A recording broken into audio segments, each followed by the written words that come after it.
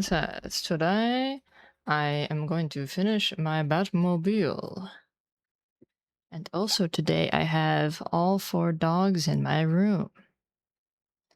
I have one on the bed, one under my dresser, one right next to my PC, and one probably in my closet. I don't know where he is. But they are all over. They're everywhere. Everywhere. Anyways, gotta adjust my mic so that you can hear me down here. Right on. Today I'm watching a part 3, a 4-part series. I've watched the first one and like this second one is almost done, but it's about Ruby Frankie, and this one is specifically about like the marriage counselor that they had. So She was convinced that I was an yeah. addict and I was self-pleasuring with them. Gibson. I was never allowed to have the bathroom door Silly. closed because she was convinced that I was constantly self-pleasuring in there. She was convinced that I was addicted to explicit material. I mean, I'd never seen porn at that point in my life. I didn't even know that people with my anatomy could self-pleasure. Gibson. This is Jodie's manual on complete destruction of a human being. How to take a human and break them in every aspect: physical, mental, emotional. The physical is the silliest of boys. Jesse, and that's saying a lot because I'm done.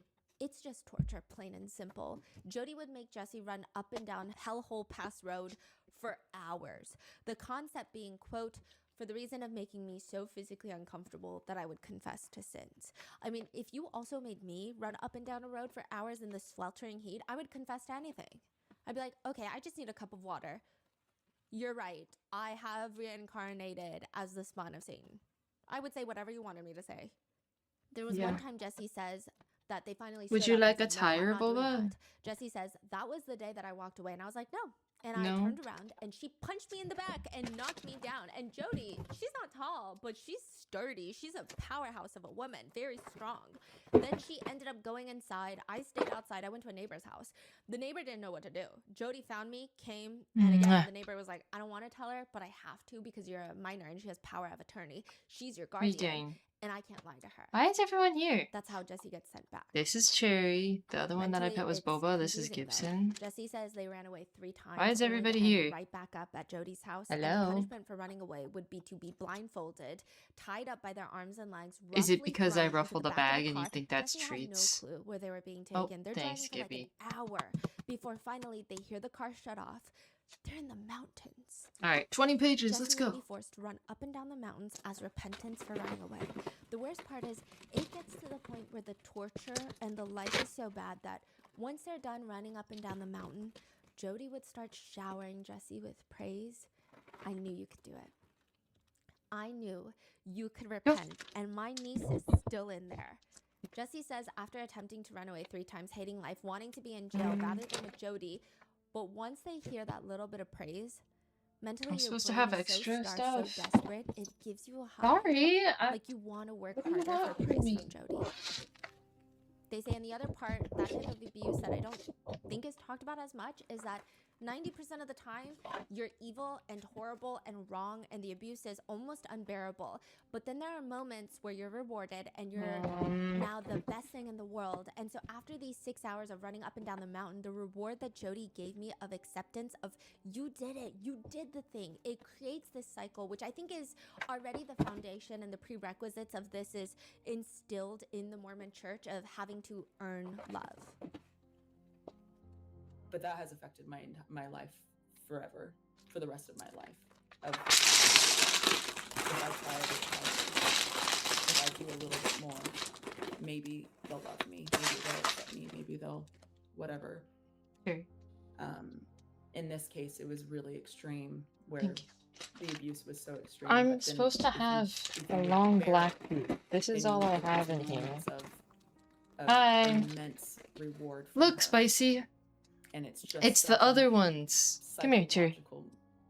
Oh. Fuckery. I was gonna show you that I have all 4 dogs instead of just Gibson in my room. Myself. People were scared of me. My family. I mean, So it's like this very sick cycle of abuse. But emotionally, Jesse says they thought about jumping from the balcony to break their legs because they felt like that would be less painful than the torture. Even going to jail, if they're so bad, just call the police. They would ask Jody, just like, let them arrest me, please. If I'm that bad, let them arrest This me. Jesse says, I 4. would rather be. Yeah, 4. I have 4 dogs. I'm supposed to have. Oh my goodness. I'm supposed to have 4 wheels. Yes, I have 4 wheels. And this thing from the extra bag, but I don't have that. I don't have any extra bags. I opened them all already. Like, I don't know where they are. Like, I dumped this entire thing out, and it's just trash that I put in there. Here. So now I'm screwed. Unless I have it somewhere in this drawer, because for some reason I have the stickers in this drawer.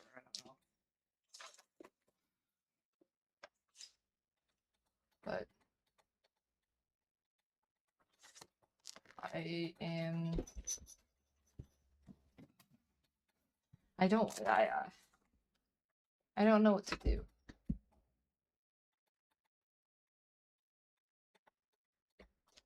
I'm scared.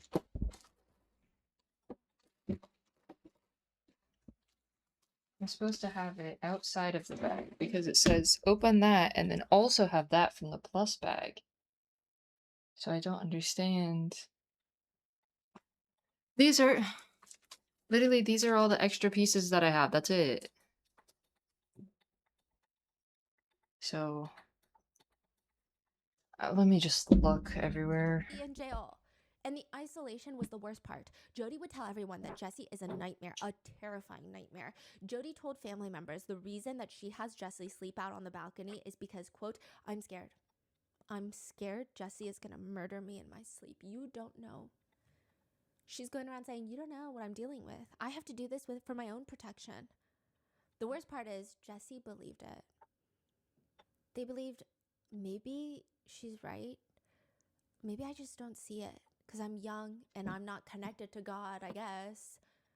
But like, why am I so evil? Why is everyone so scared of me?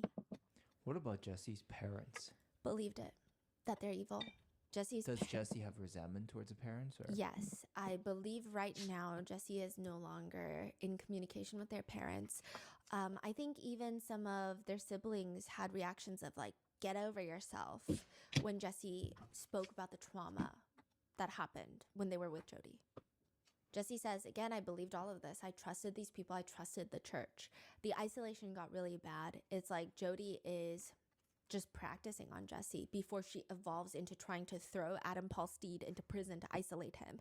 Jesse constantly had duct tape on their mouth, and they were told, because you're a liar, every single word you say is a lie. You need to be physically reminded that everything you say is a lie. Sometimes Jody would make them go to family functions with duct tape on their mouth. So people are seeing this. Jesse says, everyone around me, my cousins, my parents, everyone was terrified of me. I wasn't allowed to speak to anyone. I wasn't allowed to speak to my parents. Which, it's not even the fact that they had duct tape on their mouths and can't physically talk. It's the fact that nobody thought this was crazy. And I'm sure if you have duct tape on your mouth and your family members are acting scared of you, it almost makes you feel like some sort of animal. Yeah.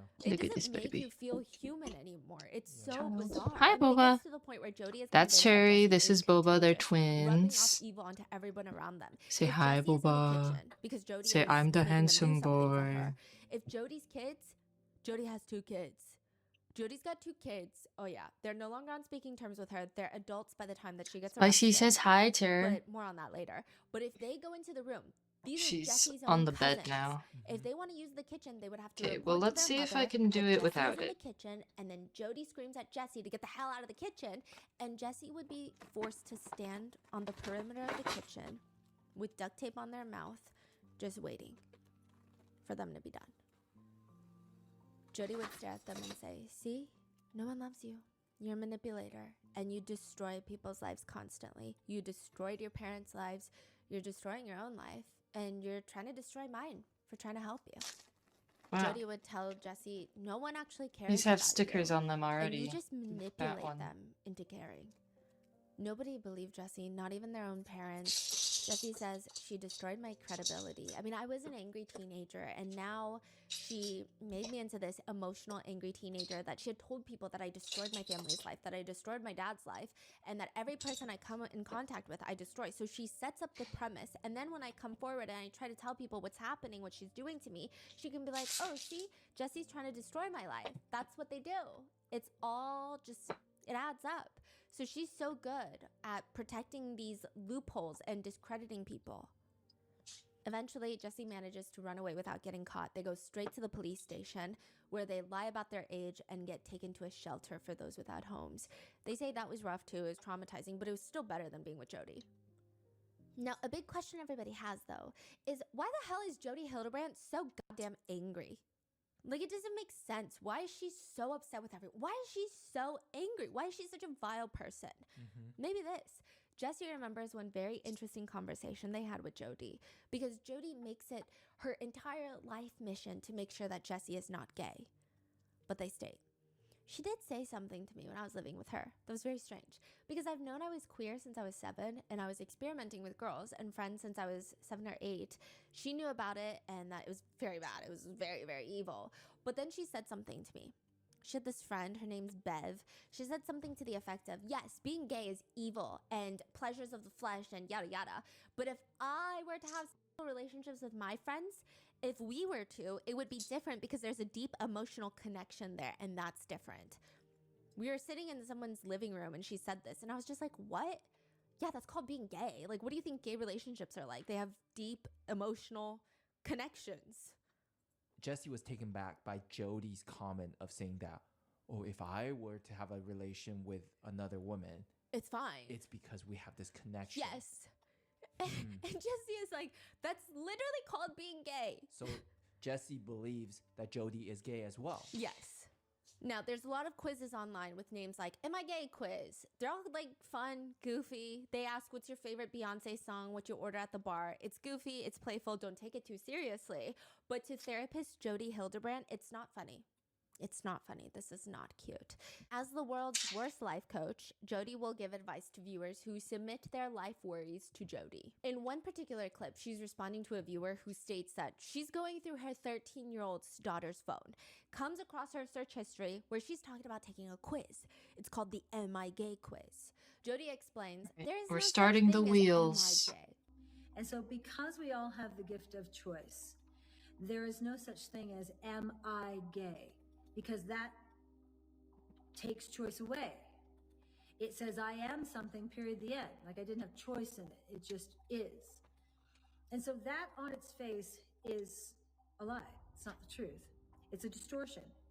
So here's the core principle that this mom needs to understand. So mom, the truth is that your daughter is a daughter of God, period, the end. She's not, I am bad, or I am fat, or I am unloved, or I am gay. All those things are lies, all of them. Which is like the collection of words she uses there is also unhinged. All these things are lies, all of them. It's a choice. I know that people get crucified when you say that to the world, but that is the truth. Being gay is a choice. It's about protecting her. You are a mother. Your job is to protect your young. If there was a lion coming at your young, you would stand in between and you put the baby behind you and you would defend that child with everything you have. Well, that's what's coming at you. It is worse than a lion. It is here to snuff out the life of your child and kill her spiritually. What is? Being gay. So lesbians, you heard it here first. Your aura is stronger than a lion. Yeah, Jody continues. I heard a song the other day called We'll Convert Your Children, We'll Convert Your Children, and it was a song about homosexuality and how they're coming for your children. It was the most evil thing I've heard. Which, side note, the entire song is tongue-in-cheek. They're singing about converting your children, that phrase, because it has always been, and still to this day, is used against the LGBTQ community. The only people that I've seen take that song seriously are both homophobic and dense up here. That's it. In another video, Jody sarcastically says, LGBTQ. And I think there's an I now.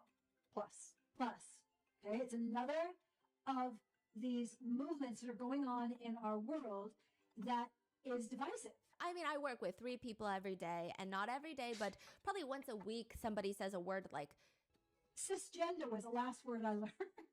I'm like, what in the heck is that? it's just a made up word that someone placed meaning on. Because of what happened with Adam Paul Steed, Jody actually does get her therapy license suspended briefly. That's the only negative thing that comes out to what she's done to Adam, ruin his life completely, shatter and disassemble his entire family and re-traumatize him. She just gets her therapy license suspended on probation for like 18 months. So she starts this new life as a life coaching business. Everything gets more extreme in her beliefs. The coaching business is called Connections, and she preaches about living in truth. And it's a lot more extreme than when she was a therapist, because when you're in therapy, you are still governed by certain guidelines. But as a life coach, there's no governance. Oh, so she got suspended and now she's a life coach, which Yes, a counselor. she can do whatever the hell These she are wants. some now. thick ass They call tires, by the themselves way. I just life want y'all coach to know. Fitness trainers. They say like how you would need a fitness trainer for your body, your physical body, you need one for your mental state.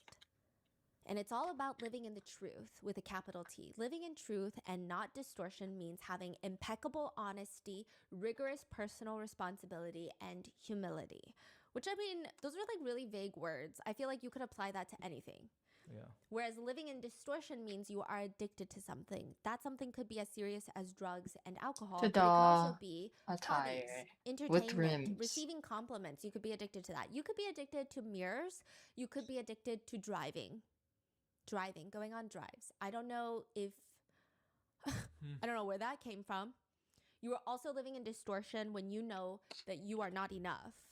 Which, by the way, Jody Hildebrandt has a memoir that she titled "You Are Not Enough," and everyone's like, I keep reading it as "You Are Not Enough," which, like, yes, Jody, you are not.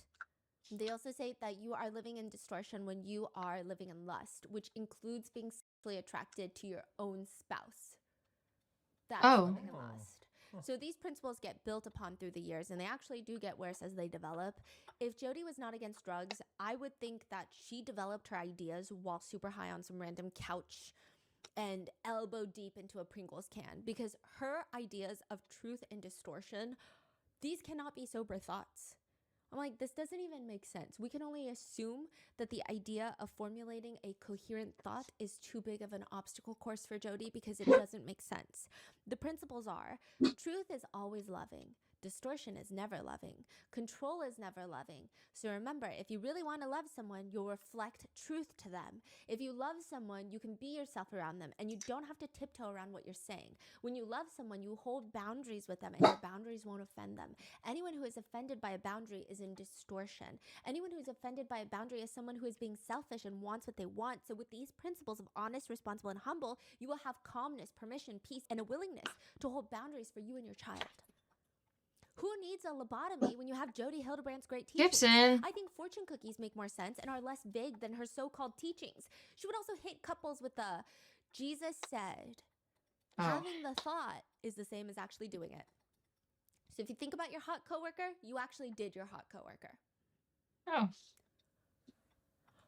That's One good. therapist who was training under Jody says she was excellent in exploiting Mormon anxiety, being pure, being sinless, being perfect. But Connections was more than just therapy. It was a whole community that she created, a whole platform of people drinking her Kool-Aid. It was like a church within a church, and Jody was the prophet.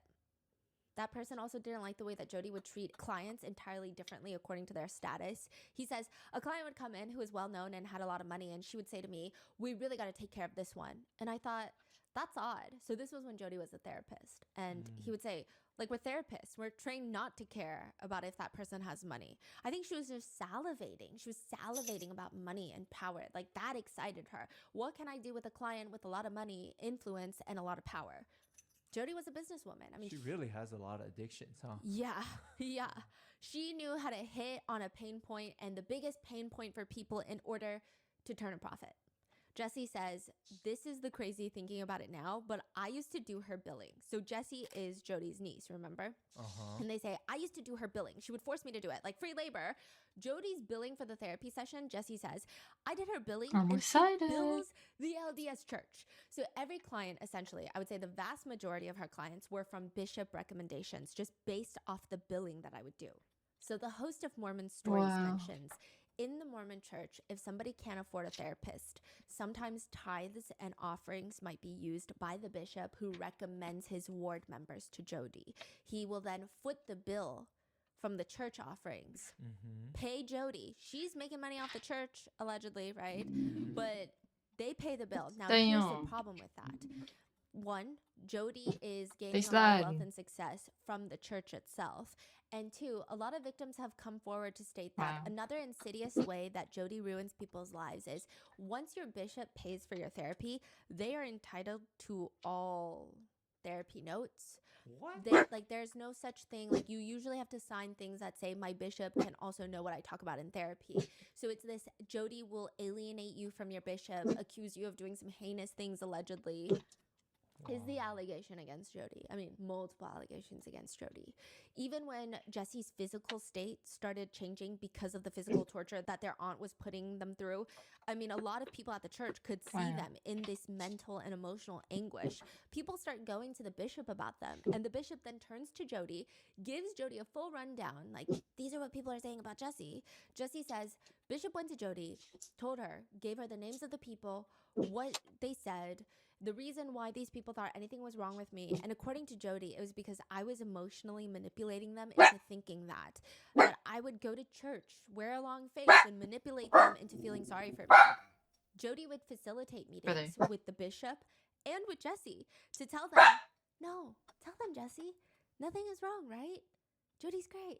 Which is already highly unethical. Okay, side note, already unethical. If you are a therapist, every single therapist, at least the ones that should be licensed anyway, they say if their family member, a niece, a cousin 5 times removed, doesn't matter, they would never be their therapist. They would recommend someone, that's it. You do not become the therapist for your niece. And not only that, but you don't have them move in with you. And since, you know, Jody is in competition for the worst person alive and just bring the gold home, Jody would facilitate meetings with herself, Jessie, and Jessie's bishop. And the church leader, the bishop, would tell Jessie, you're like a horse. You got to be broken in. Jessie says, we drove to all the people's homes, all the church members that were concerned for me, and Jody sat me in the car. She told me exactly what I was going to tell these people, and I would go in and apologize to them for manipulating them into thinking that Jody was doing something wrong to me when she was actually saving my life. Jessie says, also, Jody hates men. She hates men. She thinks all men are pretty much, vast majority of men are evil, including church leaders. She thought church leaders were idiots. And she had the answer and that she understood it. She thought she was fighting tooth and nail on the front lines of Satan. But somehow, there are still people that believe Jody is the all-knowing oracle of the truth. One review reads, Jody's one-on-one calls and the group classes have been life-changing for our family. Years of false beliefs were surfaced in weeks, what years of therapy failed to do. I will say, anyone who believes Jody's tactics are questionable are simply not ready to take responsibility for their choices. 5 stars for Jody Hildebrand. Review left by Ruby Frankie. 18-year-old Ruby is not looking for a degree, which seems counterintuitive because she is a student at Utah State University. But where else are you supposed to find the love of your life who is going to be athletic, handsome, smell good, comfortable to talk to, well-groomed, not skinny, 5 inches taller than Ruby, doesn't have anger issues, is not snappy, is not snooty, is good with music and teaching, wears khakis and collared shirts, Eagle Scout, is good with siblings, likes yard work, prays daily, reads scriptures daily, wants 6 kids, willing to help kids with homework, and is crazy about me. That is her list of what she's looking for in her future husband. And she's looking right now. 18 years old, in college, looking for a husband. How do we know that? Her prerequisites, she has a whole graph of it labeled and detailed on a poster board that's hung in the back of her closet. When she starts Comparison? dating, she's going to go in and start writing the boys' names across and then coloring in the boxes. So if you're 5 inches taller, she'll color in that box. And then at the end, she's going to see who has the most colored boxes, and that's her future husband. What? Yeah. She's like efficient with her dating. That is crazy. Yeah. The boy that she's going to marry is going to check off the most. And one of the contenders is Kevin Frankie. It's not the most romantic meeting, but that's fine. She did not write love at first sight type of romance movie meeting on her chart. Ruby and Kevin Frankie, they bump into each other at a hot dog stand on campus. And instantly, he's a good contender. He's laid back. Ruby likes that. She wants someone to join her in life, not run her life, not lead her in life. She wants to drive the car, which also, side note, a lot of netizens have been asking, 8 passengers, then who is driving? And then a lot of netizens comment Jody. Interestingly, Kevin is just as interested in Ruby as she is in him, maybe more so. He was heartbroken when he realized that while watching a movie with Ruby, under the blanket, he was holding her hand. But when he looks under, there is another guy dating Ruby on the other side, also holding her hand. What? He's so pissed about it, but he becomes determined. And I don't know how he knew about Ruby's little graph of dating in the back of her closet. I don't know if he stumbles upon it by accident, but once he finds it, he's ready. He jots down every single thing on that list. And this is the new Kevin Frankie. This is who he will be from this day forward. He says, I went home and I studied hard. I studied that list harder than I did my schoolwork, I think. I was very insecure with who I was. I was willing to change to become somebody that somebody else would appreciate and love. And it works.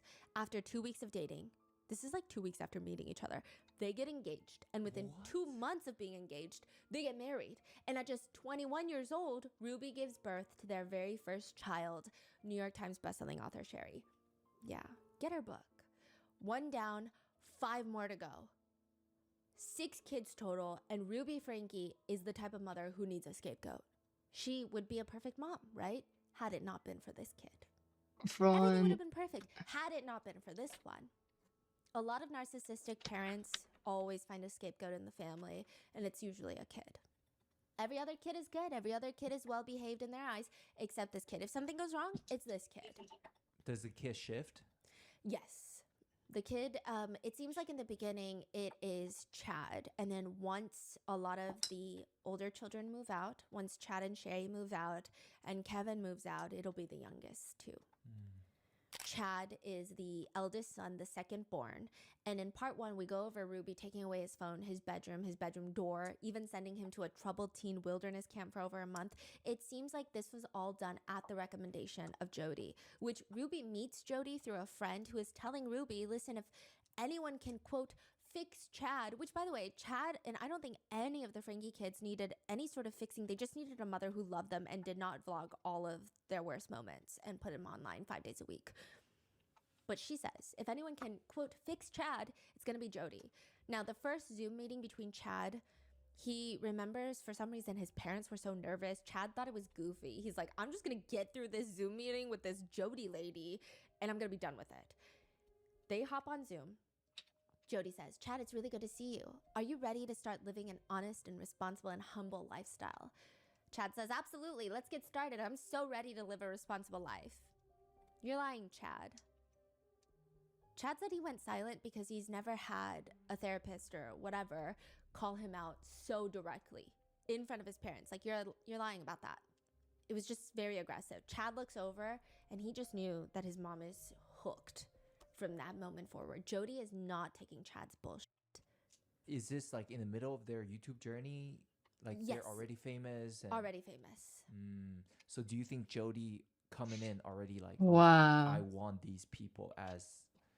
It seems like I want to it. latch on to this Yes. them because they're famous. And Famous, rich, influence, everything is perfect.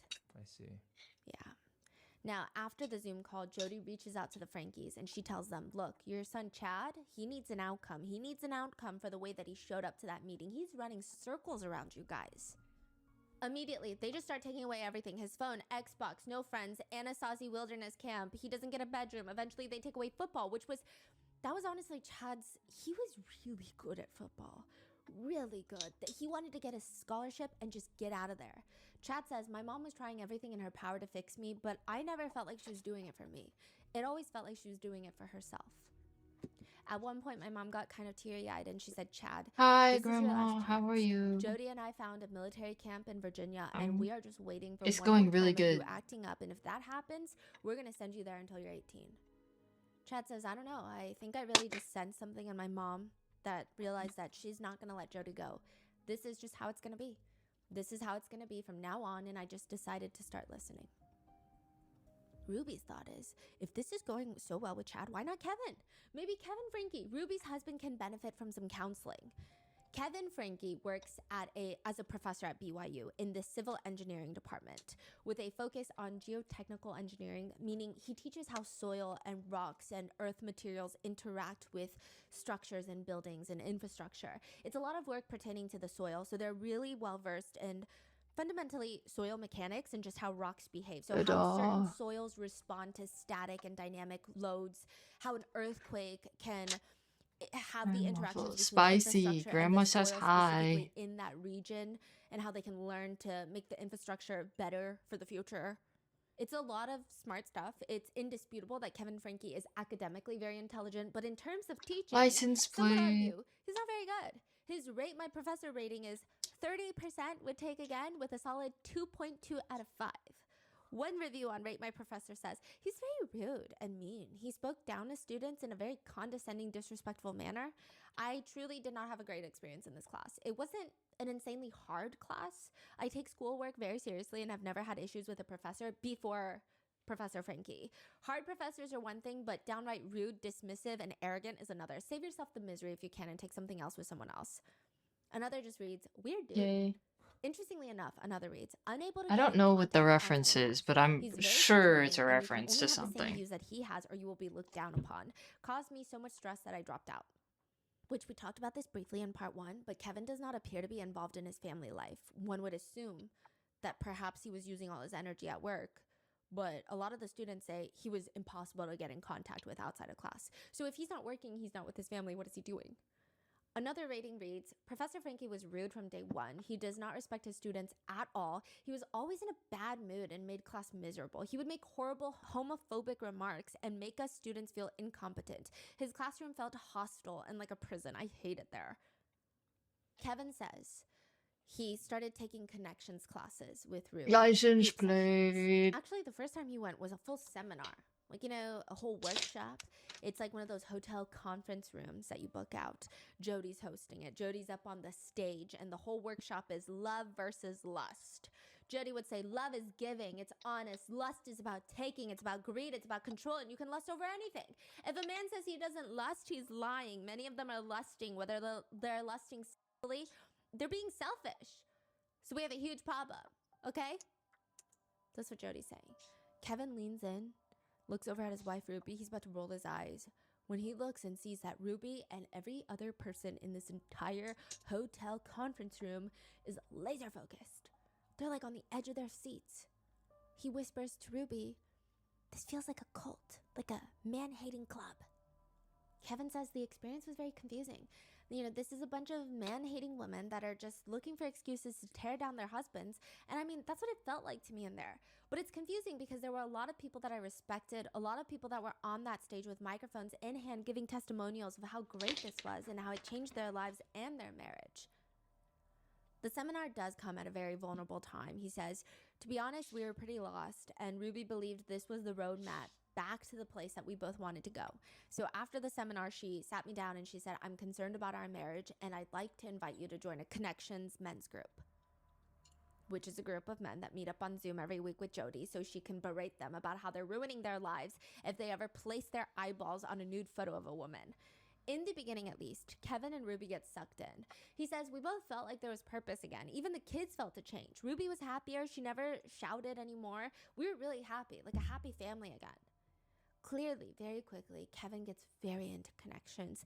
There are clips of Kevin Frankie giving advice to other parents in the Connections groups. He's sitting there right next to Ruby saying things like, There's so many culturalisms today that are just being promoted and celebrated and taught from the highest towers in every part of the land that it's my job to make kids happy. It's my job to give my kids a magical childhood. It's my job to make my Circle children thing. smile and laugh. And it's my job to make my children successful. No. Sherry remembers in her book, yeah, that's exactly what Ruby does. Ruby does not have time or patience for a child that wants to be happy or is even sick. So now Kevin's like buying into all of this. He's like, discipline, discipline. It's not my job to make sure that my children are emotionally stable. In the beginning, Ruby and Kevin are the stars of the new group sessions that Jody is hosting. They become the teacher's pets, if you will, and everyone would do well to learn from them. Many victims have come forward to say that Jody is very meticulous about how she tortures people in these group counseling sessions. You could be in a group setting with all these husbands, but if you ever admit that you have been self-pleasuring, they will pair you up with an accountability buddy. This is a non-mental health professional that you have to text 3 times a day at the very least. Anytime you want to self-pleasure or do anything that you shouldn't be doing, even if you just briefly thought about it for 2 seconds, you have to tell your accountability buddy. They take a full log. They're like an accountant. Excel spreadsheet this. And then there's these confessional meetings where you meet up with your wife and Jody and you have to confess everything to her. And if you maybe don't mention one thing on that list, the accountability buddy will rat you out. And then everyone in the group pressures the wife to punish the offending spouse in some way. Other victims who have come forward state that Jody encourages the wife to punish husbands by kicking them out of the bedroom. No hugging, no kissing, no talking, no nothing, no intimacy or even personal connection for months at a time, all for the unforgivable crime of self-pleasure. Does Jody have a husband? She did briefly an ex-husband for 2 years. And it was apparently a very messy divorce. Now, Jody would use that where the husband is now going through months of isolation. And it's almost like she's waiting for the husband to self-pleasure again and have a relapse. That's when she pushes the wife to kick him fully out of the house and start initiating a divorce. Aside from that, the group sessions are just group bullying sessions. Kevin says, if Jody piles on somebody, they all pile on. If Jody praises somebody, they all praise. And so it really felt like a pack of dogs. And Jody was the alpha. And whoever she sticks the dogs on, they would go. Whoever she praised, you know, the dogs would just lick them up and down. And that's just how these groups went. The revenue from these group counseling sessions alone is estimated to be, on the conservative side, have brought in Jody about $30,000 a month. Now, Kevin would start helping to lead these sessions. Yeah, he was very involved at this point. He would talk about how he was addicted to all sorts of things, sports, his phone, work, and how he always just made his wife feel like she had to hold the house down. And it was this whole conversation he's like leading and teaching. And it seems like the only one in the entire Frankie household that's really concerned, that's not a full-fledged child that's getting concerned about this, is Sherry. She's very suspicious of Jody. Something about Jody is cold, not maternal, but in the worst way possible. It's like the absence of any maternal energy. Sherry starts looking into who exactly Jody Hildebrand is, and she seems like a grifter. Honestly, like a con woman. On her website, there's packages that you can purchase. Leadership training, 6-week program, 1 person, $800. Team leadership program, $5,000. Company leadership training, $15,000. Jody learns the reason that Jody switched from therapy to full-blown counseling and life coaching is because, yes, there's more money, but also she's on probation. Her license was suspended. At this point, Comparison Adam right Paul here. Steed's story was not fully out, so it just was like Jody was disclosing patient information to the honor code at BYU. It wasn't the level that we know today. Even the way Jody responds to criticism is alarming. In one video, Jody demands people leave her better reviews. She starts ranting. It's confusing to me. It's like you guys like what you're getting from us, and we're saying, hey, can you please help? Can you please take 5 minutes and hit a button and go give us a 5-star review? Please? I don't understand why you won't do it. There is a link underneath every single video. I think we've had 5 people from the last time I asked, which is probably a month ago. 5 out of almost 9,000, 5 people to give us a review. That's 5. And we've had probably 50 to 75 people give us 1-star reviews. So we started with a 5, and in 3 months, we're down to like a 2. There is a link underneath every single video that says, give us a review. Click it and give us a 5-star review, please. I don't understand why you won't do it. Even if you put All of this to the side, Sherry is noticing how extreme things are getting in the house. Jody would say extreme things like, it's extreme, but it has to be because we're surgically removing the sin. We're surgically removing the sin from your souls. May 2021, Jody calls Ruby freaking out. She's wailing and sobbing into the phone. This is Jody, the life coach Finally, you say extraordinaire, hi. crying to her client. She tells Ruby that it's happening. It's time. The second coming, doomsday, the apocalypse. The shadow figures are coming for her. They're haunting her. They just surround her at night, all around the bed. Jody knows Satan is behind this. He has it out for her. He's the one sending them. We talked about this in part 1, but Ruby and Kevin were prepared for doomsday, the second coming. Kevin says, because we were in that state of mind where we were ready for something big to happen, we were expecting it, we just weren't expecting this. So to them, this sounds incredibly rational, level-headed. Yes, of course, Satan Daddy is sending you demons at night. So they go to Jody's house to be with her while she goes through these demonic possessions to give her support. So for months, the church bishop would come to help Jody, I guess, with exorcisms, but nothing's working. Bishop even suggests maybe the demons are attached to your $5 million house. Maybe you gotta leave. Which means maybe Jody can stay with you, Ruby. Live with you and the rest of the Frankie kids until she's better. Move into the Frankie household. Kevin says, I was like, oh, hell no. I don't want this in my house.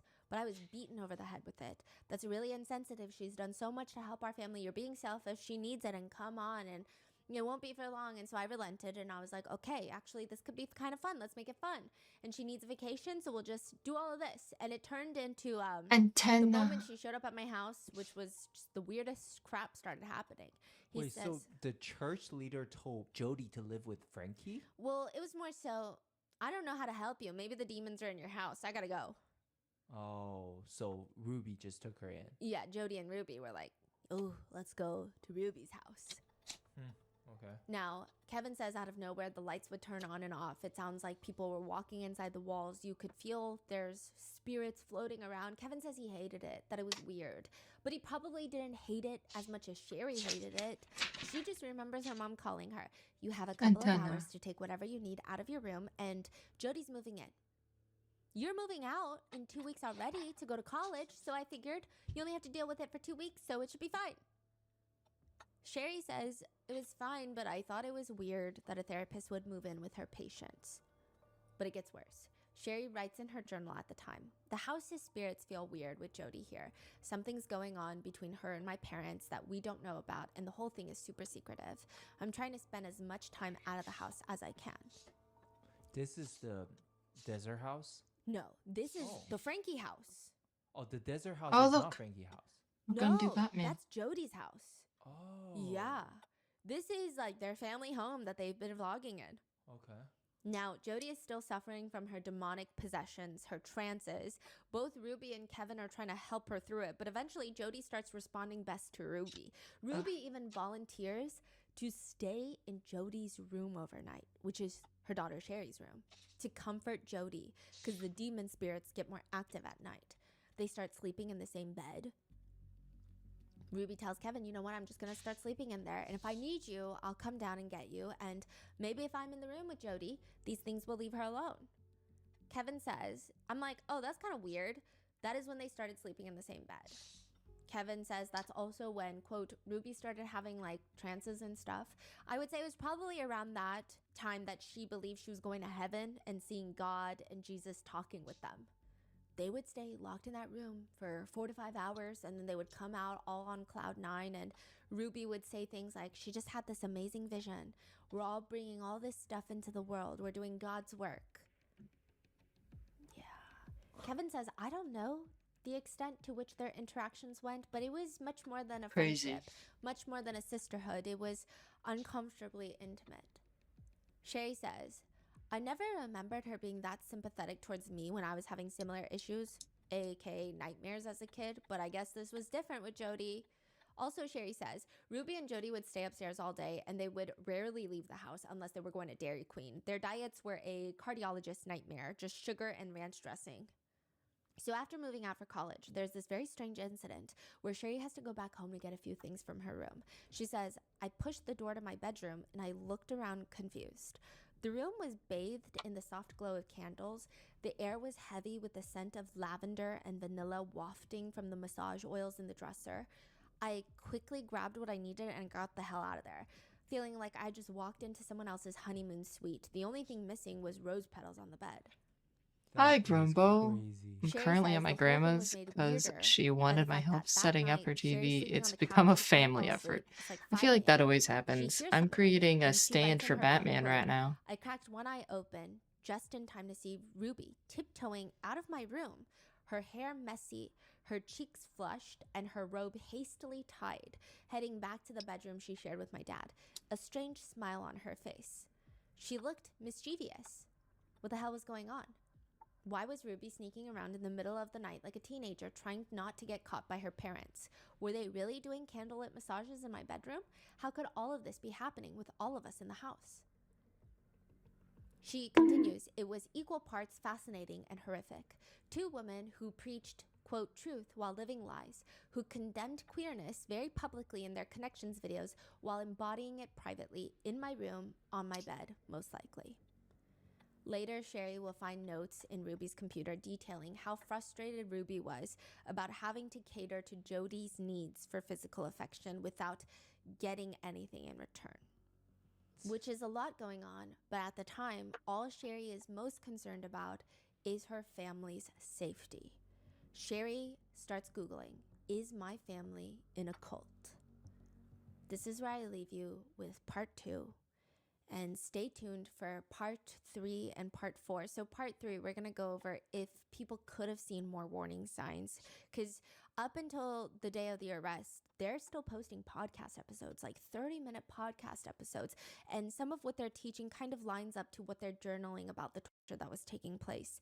And then in part 4, we go through the arrest. Stay tuned. Let me know in the comments, what are your thoughts? Stay safe, and I will see you in the next one.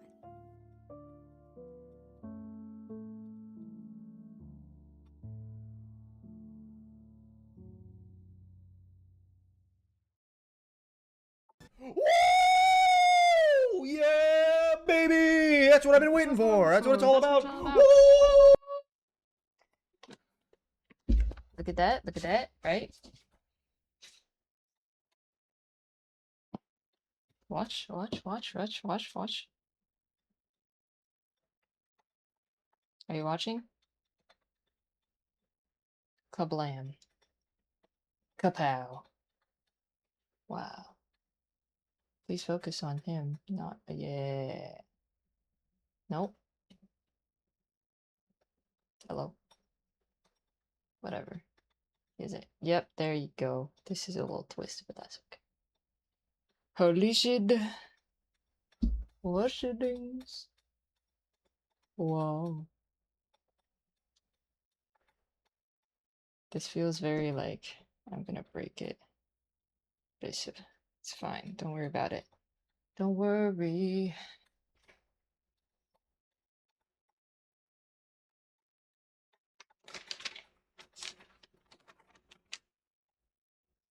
This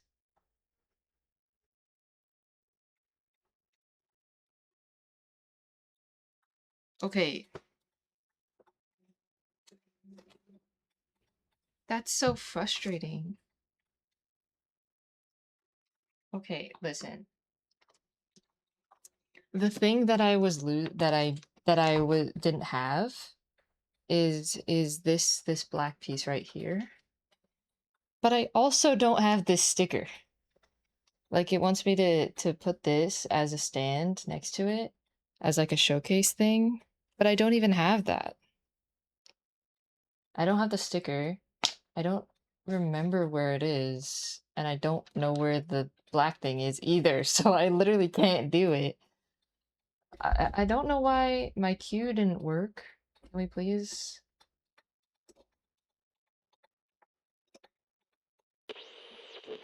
Bada bing, bada The boom. fuck? For a few weeks in Sacrifices must be 2024, made. this I'm gonna look one more was time in the most drawer. viewed house I'm on gonna see, but realtor.com, which actually, I mean, it's a little. hold up, shut up. Actually, I do want to show that I did not lose any pieces on the Batmobile itself. This is all done.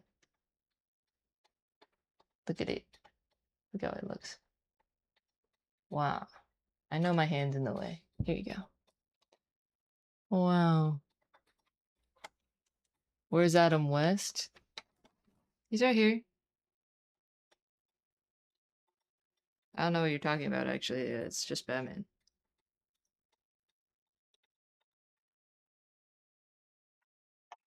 He doesn't necessarily fit in the chair.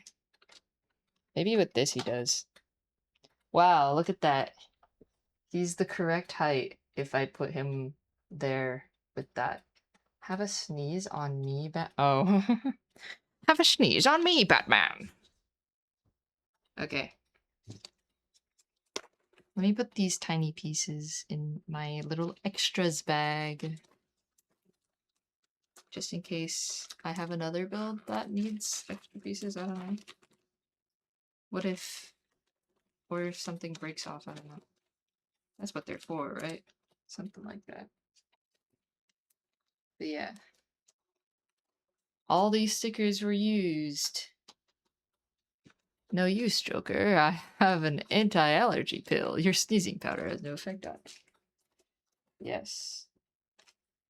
Iconic, iconic. I like it's okay, bro. You don't have to quote the entire show now. Is it a show? Is it a movie? I don't remember. All I remember is the opening scene with a shark repellent, and since that day, my entire life changed. That's all I know.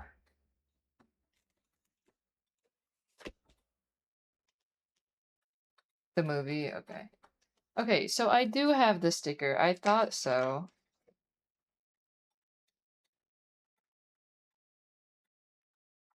Look at this. It's got all the stats right here. This is 18 feet right here. Let's see if I can find the piece in here also. Because I don't know why I would just not have the piece. So, it was also a show? That makes sense. 18 something, that's for sure. Hey, yo! Ooh, Sorry. random. It's this $5 gonna million empty this. mansion in what appears to be a beautiful yet seemingly middle of nowhere place in Utah. It's stunning, don't get me wrong, but in the doomsday bunker, if it's the end of the world, the apocalypse is hitting, this might be a great place to hide out type of way. It looks gonna like a make bunch of sure it's not square in concrete blocks just jammed box, 'cause together I feel to make this insane. giant 10,000 square foot behemoth of a home. It's got 15-foot ceilings, views of the Red Rock Mountains from the living room. The primary not even bedroom stuck. even has its own fireplace in front of a giant soaking tub, giant walk-in closet with washer and dryer inside. Side note, the primary bedroom, the windows are massive and they're seamless. They're unframed. So you just see the red mountains and it almost looks like an LED screen from the primary bedroom. But the real selling points are the beautiful pool, the hot tub, home theater, second kitchen, guest house, dog washing station. The blinds are all controlled by a remote. It's an incredibly secluded, isolated on 1.4 acres of property. Your neighbors are all several blocks away. Ultimate privacy. But the more that you click on these pictures, it starts to get confusing. Why is there a doomsday bunker inside this house? I mean, what are the owners should preparing put- for? It feels like... It's Batman. Hi, Harmless. Look, I finished it.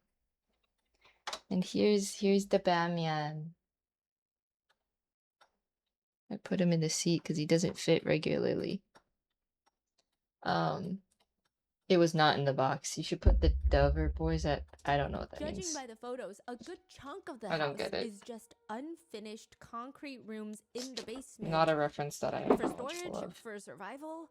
There's even a panic room with a giant door-sized safe vault door that you have to get through. And once you swing it open in the basement, it's equipped with its own fridge, sink, toilet. The purpose would be, I guess, in case of doomsday, you could go in there and stay safe.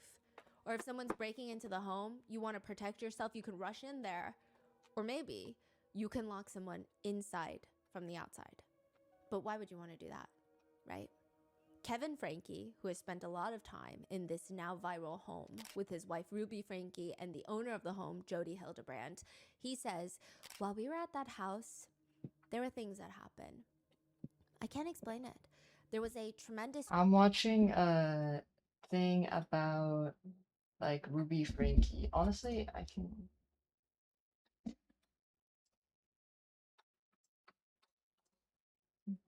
this one. I don't know why I did that.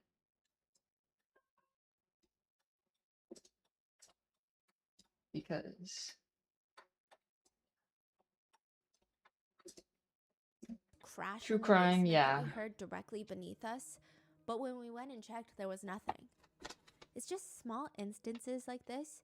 Below them, there would be an empty, completely empty concrete storage room. Nobody's down there, but they hear something like a table falling over, crashing over.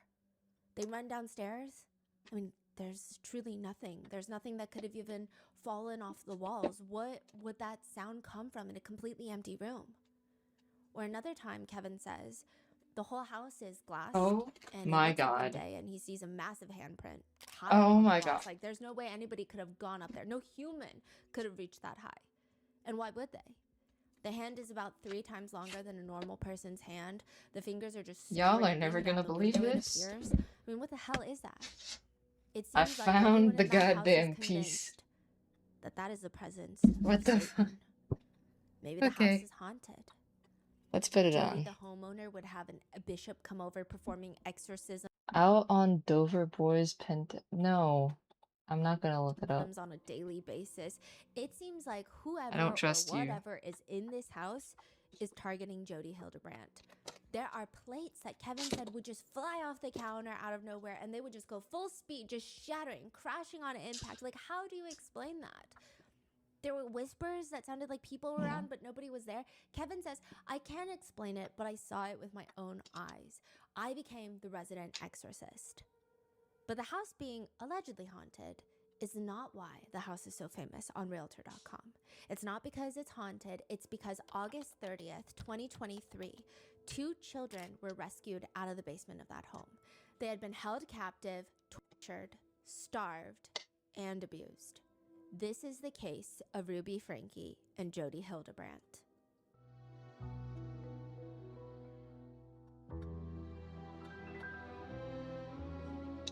Okay, little stand.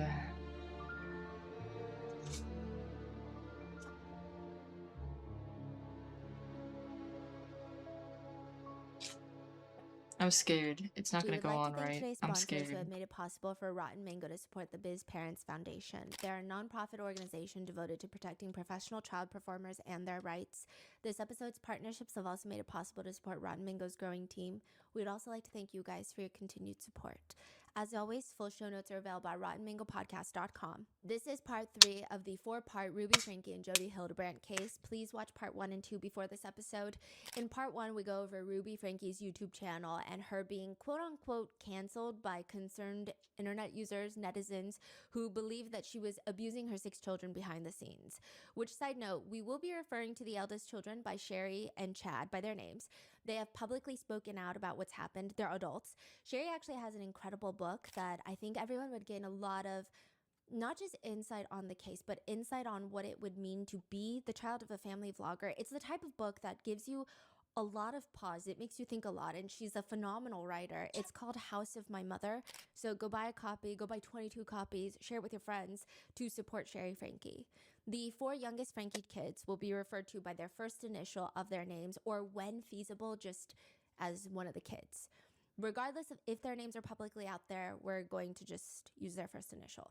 In part 2, we went over Jody Hildebrandt, the so-called porn therapist who made it her life's mission to just make married couples divorce.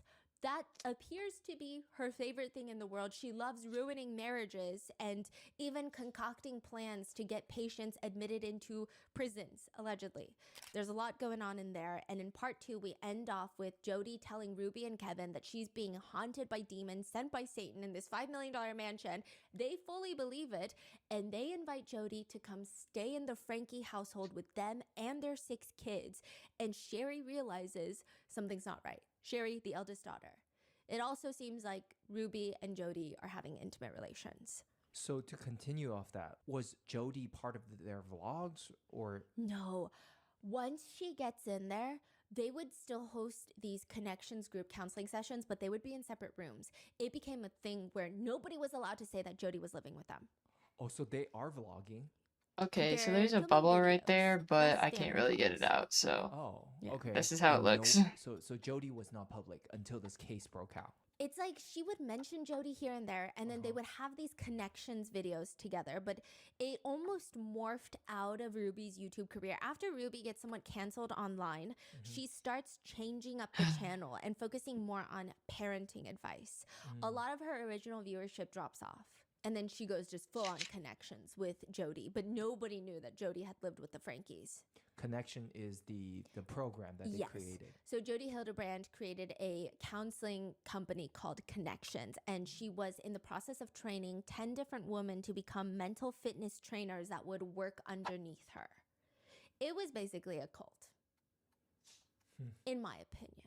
In part 3, this episode, we will go through everyone in the Frankie house moving out except the 4 youngest children, Ruby and Jody moving back into Jody's isolated $5 million mansion, both of them teaming up to try and run a podcast empire, and Ruby's journals that detail what was happening inside the house in the basement.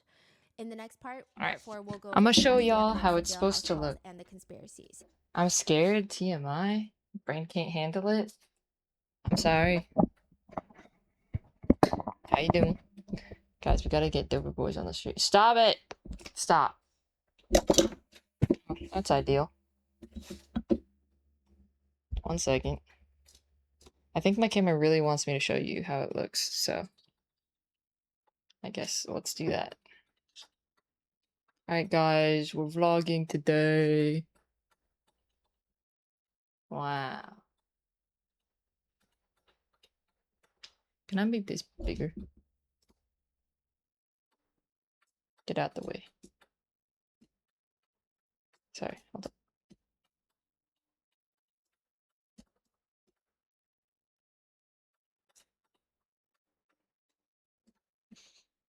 Why so much information? What are you talking about? I don't know what you're talking about.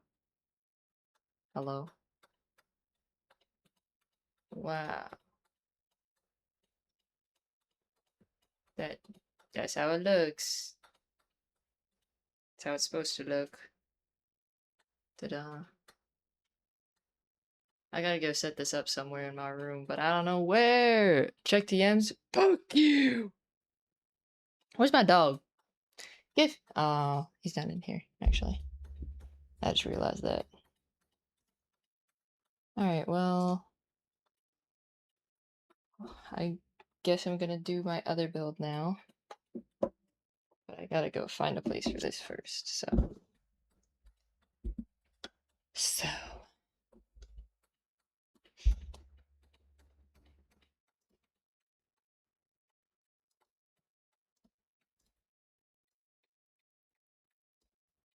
I don't want this on my thing, bro. Oh my god.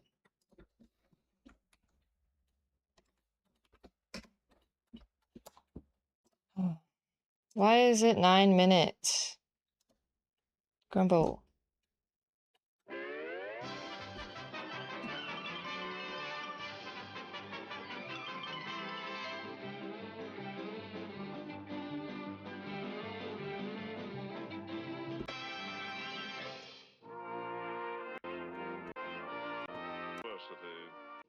He meant for you, oh sweet PU, thy fragrant odor scents the air. My mom would probably be really happy that I'm watching this. He meant for you, my college fair.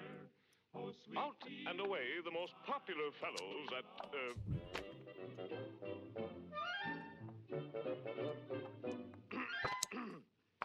Out and away, the most popular fellows at old PU are the 3 Dover boys. Tom, the fun-loving member of the trio. Dick, a serious lad of 18 summers, plus a winter in Florida, as related in the Dover boys in the Everglades. And Larry, the youngest of the 3 brothers. A gay outing at the park has been planned by the merry trio, and they're off to fetch their fiancée, Why is they still Lady singing? Dora Standpipe, at Miss Cheddar's Female Academy close by. With their usual punctuality, the boys arrive at the appointed hour of 3. Yoo-hoo! Yoo-hoo!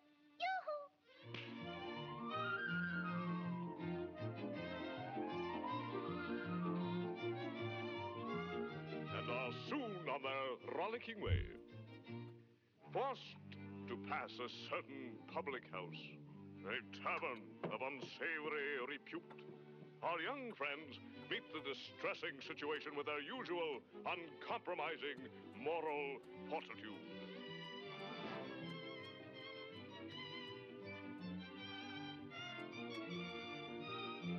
Little do they know that even now, within this very tavern, Dan Backslide, the former sneak of Roquefort Hall, coward bully, cad and thief, and arch enemy of the Dover boys, squanders his misspent life. Hark! The Dover boys. Drat them. Double drat them. They are escorting Dora Standpipe. Dear rich Dora Standpipe, how I love her! Father's money. What? Confound those Dover boys! Oh, how I hate them! I hate Tom! I What hate the fuck? Dick! And I hate Larry! They drive me to drink!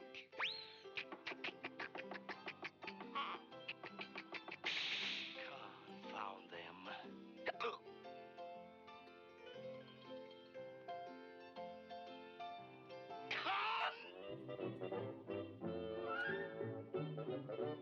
Found them!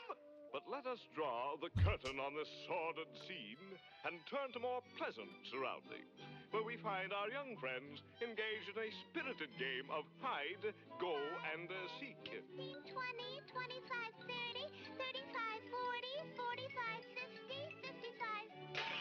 No, no! In here! No, up here, up here! No, no, over here, over here. Over here, in here. No, no, in here. No, in here. Over here. Over here. Up there. In here. Over here. In here. In here. No, Over here. no, here. Over here. No, not here. No, no. 510, 515, 500. Over here. Over here. No, no, over Up here. here. Over. Whoops. Sorry. No, here. Over here. Over here. No, over here. Over here. Over here. Over here. Over here. Over here. No, in here. The Dover boys. Then Dora must be alone and unprotected. A runabout. I'll steal it. No one will ever know.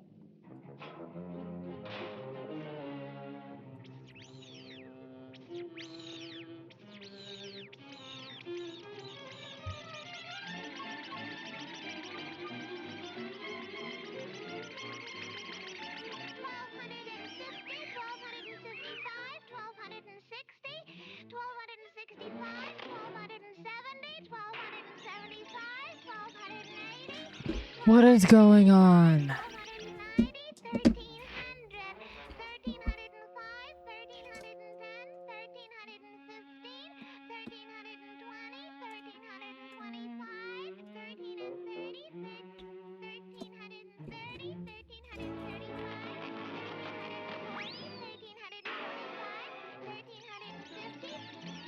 1300, What the fuck, bro? 1500. Here I come, ready or not. Help! Girl. Help! Tom! Help! Dick! Help! Larry!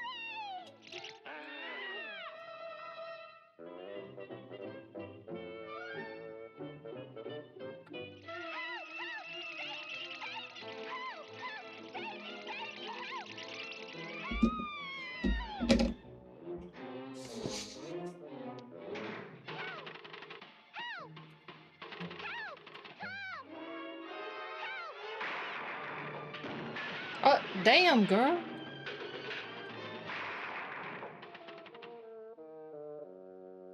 Yeah, holy shit. Poor Dora.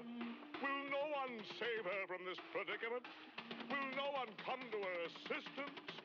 But hold Brother. on. What's this? It looks like an alert young scout.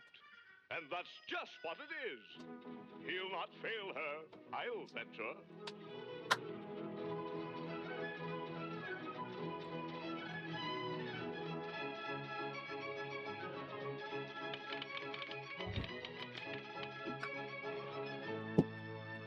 Telegram for the Dover boys.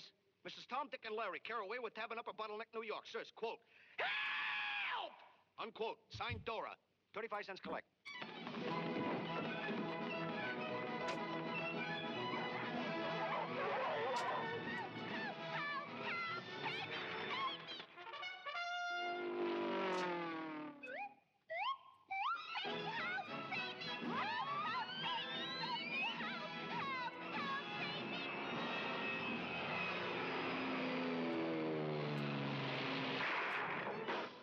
Help, Tom! Help, Dick! Help, Larry! Oh, Dora dear, sweet Dora dear, keep courage up and chin held high. The stalwart sons of OPU are here at hand to do or die. P.U., P.U., we're all for you. Yay, boo! Unhand her, Dan Backslide. Unhand her, Dan Backslide. Unhand her, Dan Backslide. Hey, we're getting in a rut. Stand up and fight, you coward, bully, cat, and thief. Oh, you haven't been thrashed enough yet, eh?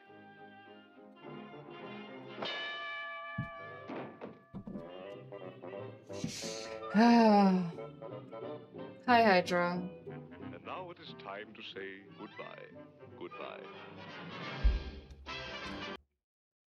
Are you happy, Grumbo? Does that make you happy? Good. Yeah, I've almost set up where I'm gonna put my Batmobile. So So with that being I need said, a little there's more going to be time. graphic descriptions of torture, food restriction, CA, CSA, religious abuse, therapy abuse, neglect, and details of injuries. So with that being said, let's get started. There's a children's book series called Charlie Bumper. It's about this little boy, Charlie, that just keeps getting himself into comical situations that probably a lot of kids can relate to, but dramatized to make a whole children's book series. It's wholesome. One book is about how much he loves candy and trick-or-treating, and he loves Halloween, but then he's so terrified of... Charlie is so scared of scary movies, which is what all of his friends want to watch during the sleepover. And the whole question in Charlie Bumper's mind is, how am I going to survive? They're cute books that nobody ever really talks about. Unless your family vlogger, YouTuber, Ruby Frankie. She posts on Instagram a picture of her young son, R, and she captions it. The caption reads, "When school started, my son read the Charlie Bumper series, and I began noticing sassy words and entitled attitudes. So I read a few pages of the books and came across the exact behaviors in the book characters. In January, I did a thorough cleaning of books endorsing sassy, indignant behaviors and replaced them." At this point, netizens, viewers of Ruby Frankie, are not even surprised. Before this, like I said, Ruby Frankie was this successful family vlogger with a few million followers, and people would stay tuned to watch her and her husband Kevin raise their 6 kids together. At that point, the family was known for being relatively strict because they are from a conservative LDS faith household. But now she's just fully gone off the deep end. What do you mean you're trying to cancel Charlie Bumper? Like, this is crazy business you're talking about. What's happening? She would even give an interview with The Wrap where she tells them because of the people on the internet, CPS had to come and investigate her household because her son didn't have a bed. Her son was sleeping on a beanbag for 9 months.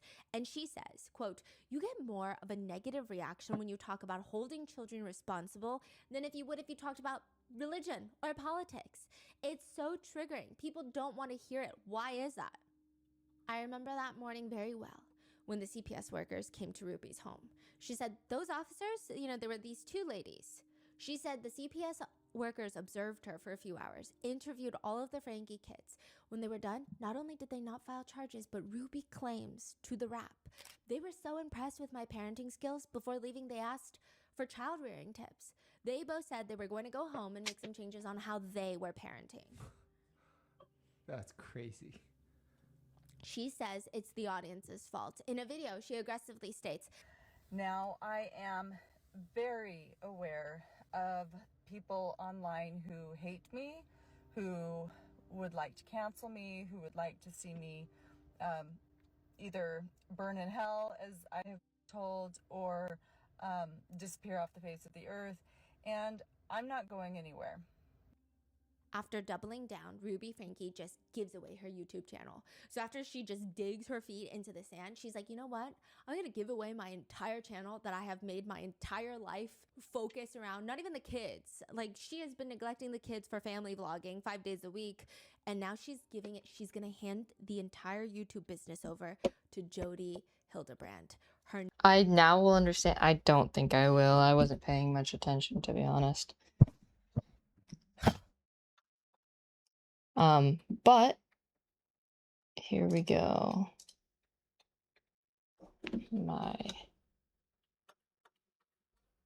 Hello? Are you not gonna turn upside down this time?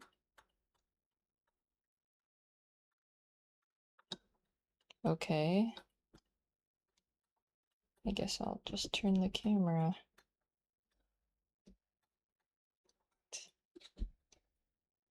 The fuck?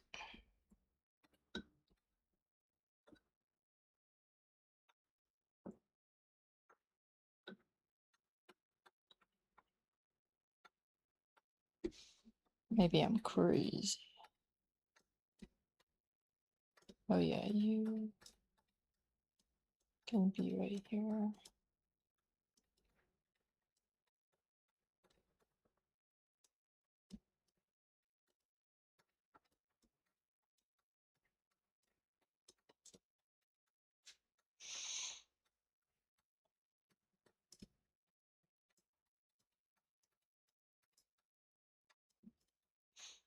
I guess that's fine. I don't...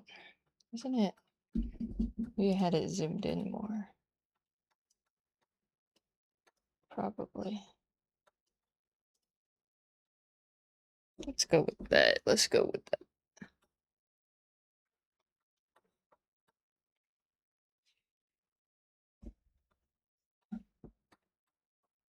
Oh, hello. Can you not do that? No? Are you sure?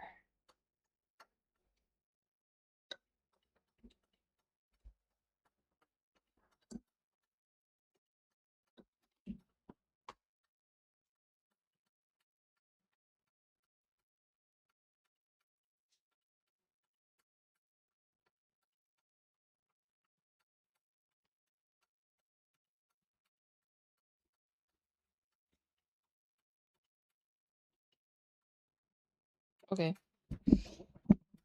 That works. This time,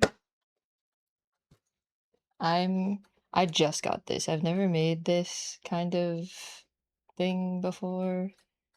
So I'm just gonna make it and we're gonna have fun. It's totally not gonna take like a million hours.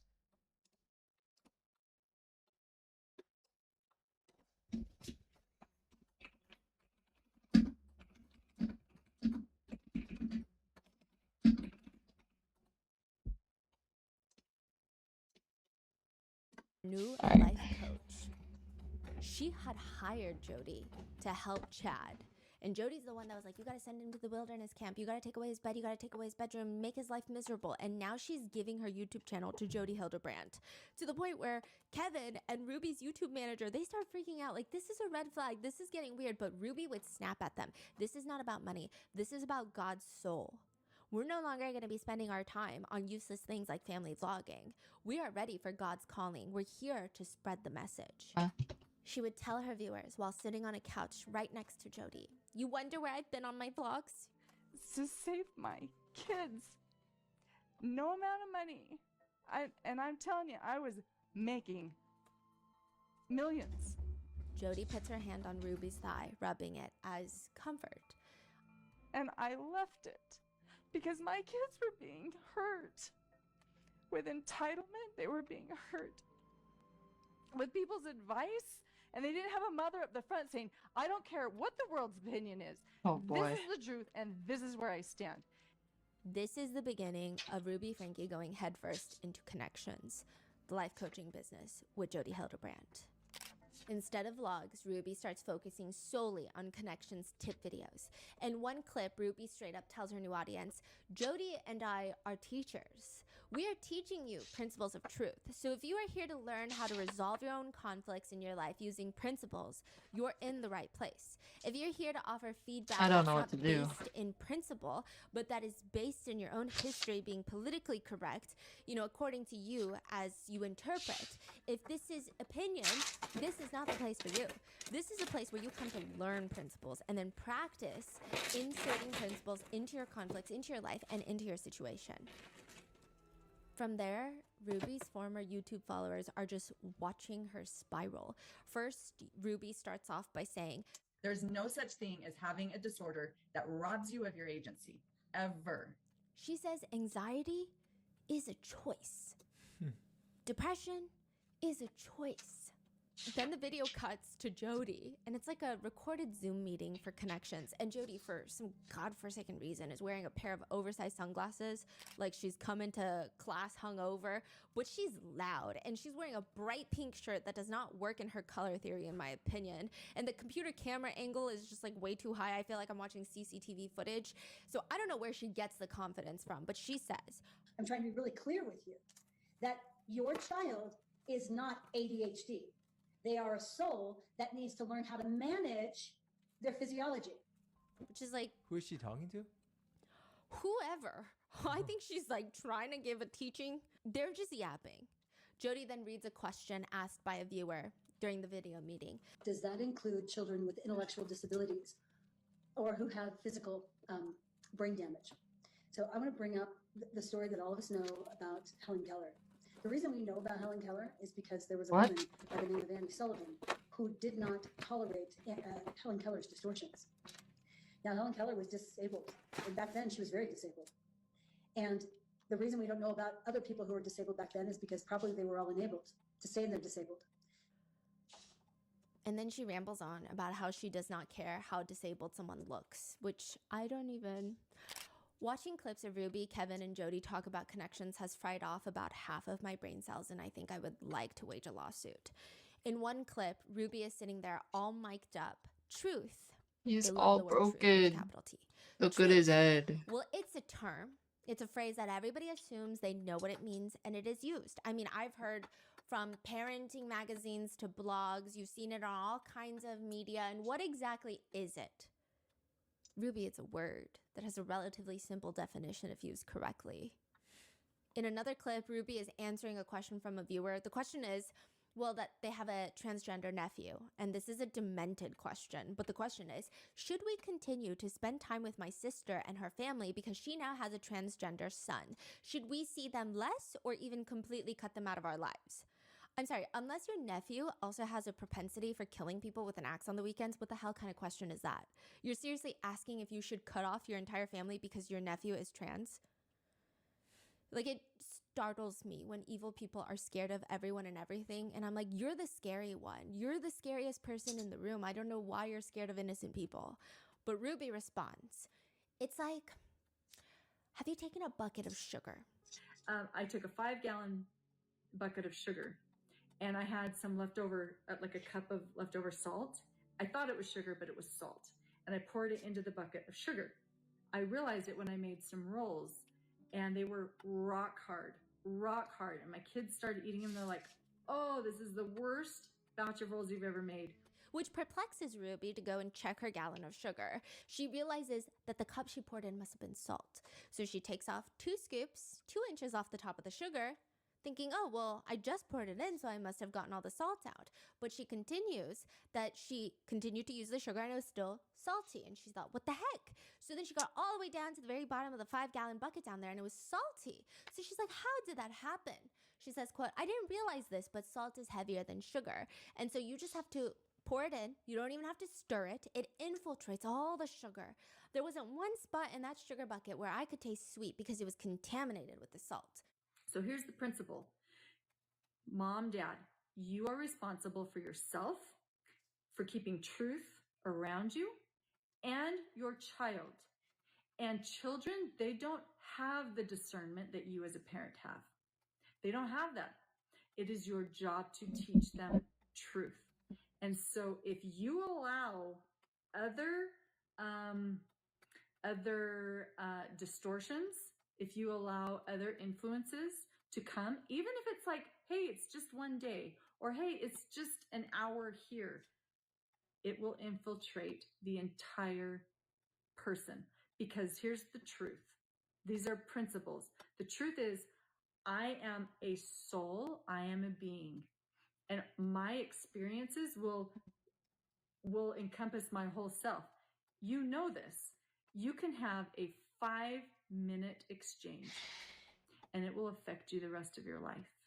She is comparing trans people as salt that's contaminating buckets of sugar. Oh. I don't even know what that story means.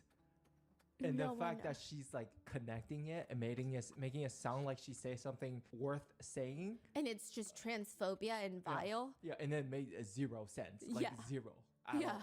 It's so dumb. Yeah.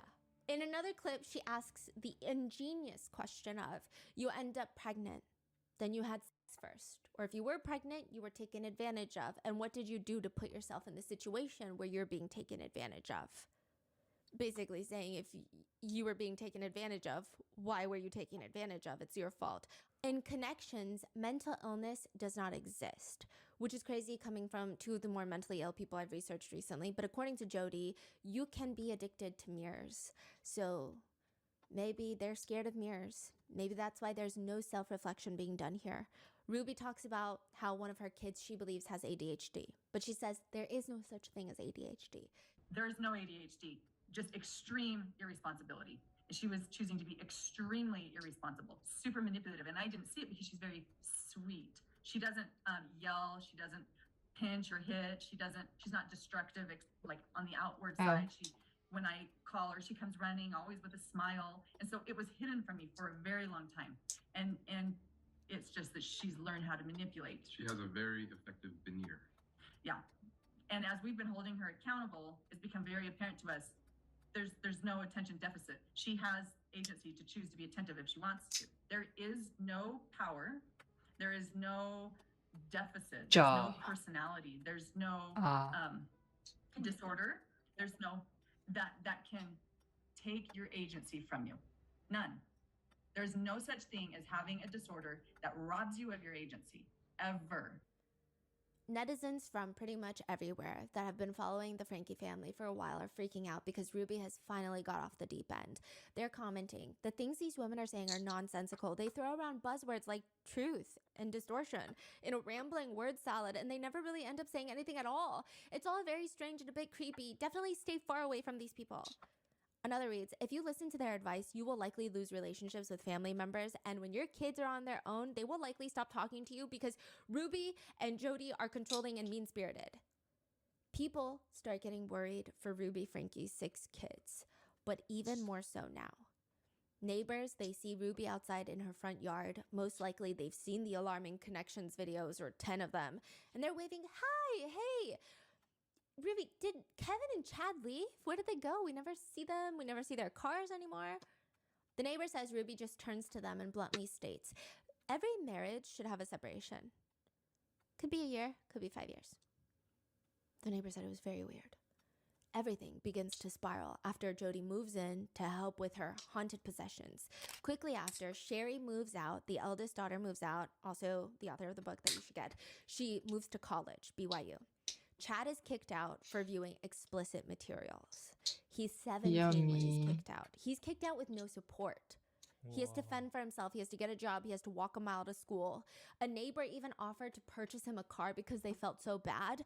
And he said no because it's all about learning discipline. He's 17 when they kick him out, no support. And Ruby was so mad at Chad for viewing explicit material. She believed that Chad was the reason that Jody kept having demonic possessions because he was inviting evil into their home by watching explicit videos.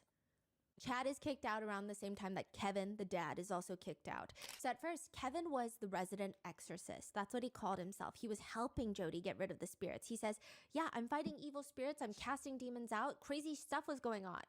Now, side note about the whole possession, Kevin says, you know, I am a smart guy. I'm an engineer. I'm designed to help build some really big stuff. I'm a college professor. I can't explain some of the stuff that happened. So it seems like he truly believed it, which is crazy. But slowly after Ruby moves upstairs to sleep in the same bed with Jody in Sherry's bedroom, they start pulling away from Kevin and they start kind of signaling him out of the connections groups. They're pushing him out. Initially, Ruby demanded an in-home separation from Kevin, very reminiscent of what Jody had Adam Paul Steed go through in part 2, the last part. Separation, but living together. Kevin said it was so hard. There were all these rules now placed on me. I Wow. could leave when I wanted, but I couldn't come back home until Ruby gave me permission. I couldn't come into the kitchen to eat until Ruby gave me permission. And the upstairs where Jody roamed, completely off limits. I couldn't go upstairs anymore in my own house. And Ruby would dictate all the terms on how our interactions would be and when we would talk. Ruby even started telling Kevin that he was sick in the head because he enjoyed hugging his young daughters. July 20th, 2022, Kevin is officially kicked out. He says he came home from work one day and he says, quote, "When I came in the door, Ruby was really intense and she just bluntly said, our marriage is in serious jeopardy because of you, Kevin, because of your selfishness, because of you and your lustful thoughts and behaviors that you have been hiding. I'm trying to rise up to the measure that God wants me to be and to do the work that he wants for me to do, and you keep holding me and Jody back. I want you to leave the house. I want you to do it immediately. I don't want you to have any contact with me or the children." And so Kevin, he says, one by one, I had the kids sit down and I told them I'm going to go away for a while and I'm going to go work on myself so that I can come back to the family and be the dad that you deserve. Kevin says it was really hard. The Absolutely kids were reacting terrifying. emotionally, but Ruby was just standing there watching. He says, quote, "I remember as I was holding my youngest and just crying. She was crying. Ruby was taking pictures with her phone and she had this smirk on her face. I don't know what she was thinking, but it just looked like, oh, this is such good content." Good content. Yeah, I don't think she was posting it, but I don't know if she wanted to later. Now, Kevin, the husband, the father, is gone. Sherry, the eldest, is off to college. She's coming in as often as possible to check on her siblings, but Ruby's not really allowing her to check on them. Chad, the second eldest, has been kicked out. Now it's just Ruby and Jody and the 4 minor children. So the 2 girls they're teenagers, 14 and 15. Then you have the 2 youngest ones are the little boy that is 11, and then E, the youngest, the little girl who is 9. When everyone is gone, it's like the 2 youngest children become the issue. They become the scapegoat. So in part 2, we talked about how Chad was the scapegoat. It seems like they become the scapegoat. Ruby believes that the children are now the devil reincarnated. They have the demons in them. This is how quickly things start spiraling. And you can see a connection between Ruby and Jody's extremism on the Connections podcast and counseling videos and what was happening behind closed doors. So this is what I thought. I was like going through it, and there are the Connections podcasts that are posted on Spotify they're all throughout 2023 until the arrest, but primarily there's many episodes in July and August. Ruby had day-to-day journals where she detailed how she would torture her 2 kids in July up to the August 30th, the arrest. So I was trying to see, like, are they talking about the same things that they're doing behind the scenes? Because when I'm listening to the Connections podcast, I can see how it's getting a lot more extreme than her initial heavy, extreme parenting views. It's just upping the ante in every single episode. But I'm trying to see for next time, if anything like this ever were to happen again, God forbid, is there any way we could have seen in the podcast anything more that was happening? Did you? I guess we'll see. Now, Sherry from the get-go is the only adult, barely adult, in this situation that's alarmed by Jody and what Ruby is doing with her. She's in college now. Like I said, she's no longer living at home, and her dad is telling her that not only is he moving out of the family home, he's got to go work on himself, and he's not going to talk to any of the kids for like the next year. Sherry says, "I got a call from Kevin. He says your mother has invited me to leave the house, and I'm going to ask that you don't talk to me or Chad." Wow. At this point, I was like, this is absolutely crazy. And I think I responded and said, I'm confused and like, I wish you the best, but like I was worried about the kids now that are at home. Kevin says he can't risk it. He can't risk even talking to his kids. He says, quote, going into the no contact separation, I was terrified that I was going to lose my marriage, that Ruby was going to ask for a divorce. I was 100% compliant by that point. I was going to support her over all my children, period. And somehow I had to convince Jody that I was ready to go back to Ruby. Kevin's just out here waiting for Ruby to call him, take him back. Meanwhile, he's still doing group therapy with Jody. Side note, Chad is also out living alone at 17 years old, but still paying $900 from his own funds to get therapy from Jody. Kevin would later say he was paying her more than he was paying in rent, like 3 times as much. What? Working as a lifeguard. I had a phone call yesterday What the hell? with my therapist, and she taught me about truth and distortion.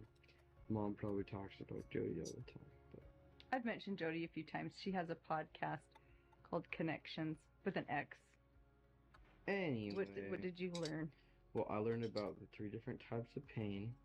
So me deciding that my stomach ache was Chad's fault was not seeing things in truth. Right. But I really, really want to blame him. Because I just want to be able to eat my desserts again and Oreo cookies without stomach aches. And so Then send me off to another wilderness camp again. Kevin would later say that Chad probably felt the same way he felt, which is he wants to do the best that he can to make Ruby and Jody proud. That's all he cares about. Which Chad is so understandable. He's a victim in this. But Kevin, does he really need to cut off his entire family? Sherry remembers feeling hurt that each time she tried to reach out to him, he just ignored her. She remembers after a month, I texted Kevin from college just saying, I love you, I miss you. I saw that he hearted the message, and then a minute later, he unhearted it. I was just like, what are you doing? Like, pull your head out of your ass and, like, come back. And I think I got blocked after that, so I stopped sending text messages. This was made even more uncomfortable by the fact that Kevin works at BYU and Sherry is a student at BYU. So They actually ran cute. into each other once. Sherry says, our eyes locked for a split second. He looked like hell warmed over. Then he shot me a strained fake smile, darted his gaze away, walking faster like he couldn't get away from me. Teeth are supposed to be able to Not a open, single but I word, broke just it. this pathetic little grimace. She says, I wanted to run after him, grab him by the shoulders, and yell in his face, are you blind? Where are your kids? Don't you care? But I just stood there frozen. Even neighbors and online internet users, netizens, were seeing the concerned shift of Ruby online and in person, and they knew that Kevin was no longer in the house. There was like a whole forum online discussing, wait, I think Kevin moved out. The internet was never really told or informed or kept in the loop, but it just seemed like a whole thing. There were rumors circulating. One neighbor says, I think if anything, we hoped that Kevin would come home and either remedy the situation or get those kids away from what we felt was a dangerous situation. One neighbor texts Kevin, hey man, you have 4 cops outside your house, FYI. Hope things are okay. What's going on? Because a lot of the times neighbors and Sherry... So you're supposed to be open this mouth, like all the way down here, but I guess my Jeff is just gonna have a double chin because he's fat. Alright. The neighbors would get blocked. By Kevin? Yes. Episode 237 of the Connections podcast with Ruby Frankie. Date July 12th, 2023, 49 days before rescue. Title, Preserve the Relationship. Hello everyone, I'm your host Ruby Frankie. Welcome to another episode of the Connections podcast where we help you create joy in your life and relationships. How many of you are listening have adult children? Or maybe you're a parent who knows your child is doing something that is incongruent with the values that your child has been taught. But when they come home, when you come together, no one acknowledges that they actually know what's going on. So there's this elephant in the room and nobody wants to talk about that elephant in the room. Why? Because, and here's the distortion, because I want to preserve the relationship. I've heard that so many times. So today is woman's question. She said, you know, my kids are posting lies on Facebook and then they come over and act all loving like we don't know what's going on. I would ask this mother, are you not acting as if nothing's going on? What have you done to bring up this with your child? Have you sat your child down at the dinner table? I mean, I can see it. What is child posting again, you said? Lies on Facebook. Okay. Whatever that means. Here's what I would do. Confrontation is necessary, and you can do it in a loving way. You don't have to do it in a finger-pointing way, but you can have your family over, get some baked potatoes going, grab everyone, a cup of grape juice in their cups, and you pull up your phone and you say, I see you posted this on Facebook. Will you help me understand why you posted this? Everyone wants connection. Everyone wants to know they have a friend. Everyone wants to have family. Everyone wants to have a safe space where they can go. Everyone wants someone who is understanding of their choice. Everyone wants someone who is understanding of their hurt. Everybody. This is universal. I don't care where you live. I don't care how much money you make. I don't care how distorted you are or how truthful you are. Everybody wants this. It is a universal need. We are humans. We are vulnerable. This is a need. But you have to stand up and say, this isn't a relationship, and I'm not going to pretend like it's being preserved. Do you like what you're hearing so far? Make sure you never miss an episode by subscribing to our show. I'm your host, Ruby Frankie, and thanks for listening. Sherry thinks this whole thing is getting out of control. Why is everyone in the family getting kicked out of the family home while Jody gets to march in here, take Sherry's room, make all the decisions? Sherry says, I remember looking up Jody just to see, who she was, and I learned that she's not a psychologist, even though she's always claimed to be one. Just from reviews online, I read that she had destroyed families, she was on probation with her license, she wasn't even married, her kids didn't even talk to her, and I remember being like, why are we working with this woman? Side note, Ruby forced Sherry to do sessions with Jody before Sherry moved out. The sessions were insane. Sherry would talk to Jody about how she struggles with low self-esteem and self-hatred, but Jody would tell her, no, you struggle with thinking you're better than everyone. And Sherry's like, actually, that's the opposite of how I feel. And then Jody's like, nope. She forces Sherry to write down any minute time that she feels superior to anyone. Things like, quote, felt proud of my extensive vocabulary during a presentation. Does this not remind you of Jesse Hildebrand from part 2? Write down every sin. Yeah. That's not thinking she's better than anyone. Being proud of your extensive vocabulary is not thinking you're superior. That's just called being proud of yourself. It's a healthy emotion. Jody tells her, quote, very good, Sherry. So let's say you assume that you're going to ace a test because, of course, you think you're so very clever. Change the language in your mind. Flip it. Think to yourself, oh my gosh, I'm going to fail this test because I'm a very stupid little girl. Be humble, Sherry. You are far less clever than you think you are. Wow. Sherry confronts Ruby. Mom, Jody's therapist license was revoked for what she's done. Ruby just stares at her. You're trying to sabotage everyone's success. You don't like Jody, and anyone who doesn't like Jody is hiding something. It means that you're threatened by the truth that she speaks. Her license was suspended. Her own kids don't talk to her. Her kids can't handle the truth. She has been called by God to help people. Now, because Sherry keeps trying to reach out to Chad and Kevin, who refuse to talk to her, she keeps trying to talk some sense into Ruby. Things between Ruby and Sherry start getting really tense to the point where Sherry needs to go pick up a car title. She has to bring a close family friend with her, an adult family friend named Mrs. Haymond, whom Sherry will later start calling Mom. She later starts calling Mr. Haymond Dad as well, and they open their home to Sherry whenever things got really bad in the Frankie house. She brings Mrs. Haymond for emotional support. What's their relationship? I think They're the like church family friends, I believe. And they very much disagree with everything Ruby, Frankie, and Jody Hildebrand are doing. They drive up to get the car title. Ruby opens the door, she steps out, and she's scathing. Sherry, you're causing a lot of damage to the family, and you've shown that you don't want to be part of our family, and you have been very active in deceiving and creating chaos, pain, and destruction. The outcomes are devastating to your siblings, and I feel great grief and loss at your choices. It has come to my attention that you called me abusive. Wow, Sherry, that word is heavily loaded with intimidation. It's hurtful you would use that word knowing the pain that this lie has caused. I will keep you in my prayers. You appear to be a very lost soul. Ruby looks at her, practically spitting in her face now, just spit flying out of her mouth. You've always hated me ever since you were 5 years old. I could see it in your eyes. The way you looked at me, the way you judged me. You've never appreciated anything I've done for you, all the sacrifices I've made. Sherry tells her, that's not true. I never hated you. I was just scared of you. But Ruby is not letting down. She says, you're like the Romans in the Bible, feeding me vinegar when I'm dying of thirst, crucifying me for your own selfish gains. Mrs. Haymond, who Sherry brought along for emotional support, says, Sherry had tears. She was shaking. I had tears streaming down my face, and the only person that had no emotion was Ruby. She was stone cold, zero emotion, only anger and animosity and defense. I do not know how a woman who gave Y'all are birth not could ready sit for there like this. that and listen to their daughter weep and beg. It was horrible. I had to get Sherry out of there after that. That's crazy. Mrs. Heyman grabs the documents from Ruby and they walk back to the car where she states, Sherry just melted, just fell apart. She was still shaking. She was just looking through her phone, looking, and she just said, she was showing pictures. This is my mom. This is my mom. This is who I know my mom to be. That was not my mom. And it seems that Ruby had literally come to see evil in everyone around her.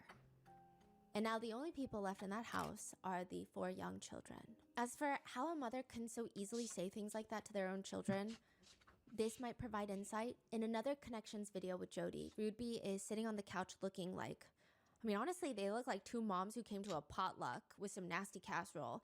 And she says about telling people that her kids are never going to talk to her. She tells them, you know, these people. They'd push back and say, whoa, that's mean. You're not going to be loved. Your children are going to kick you out of their lives. So when people say, well, if you do that, then your child's not going to trust you. If you do that, then your child's not going to love you. Well, exactly. I'm just revealing that my child is refusing to love unconditionally. I don't want anyone in my life who's not going to be loving. So if my child will only love me if I give them what they want, then that's not really love. So this takes a very strong soul, because most of us are not even willing to consider not having our children in our lives. And I hope that you'll reconsider.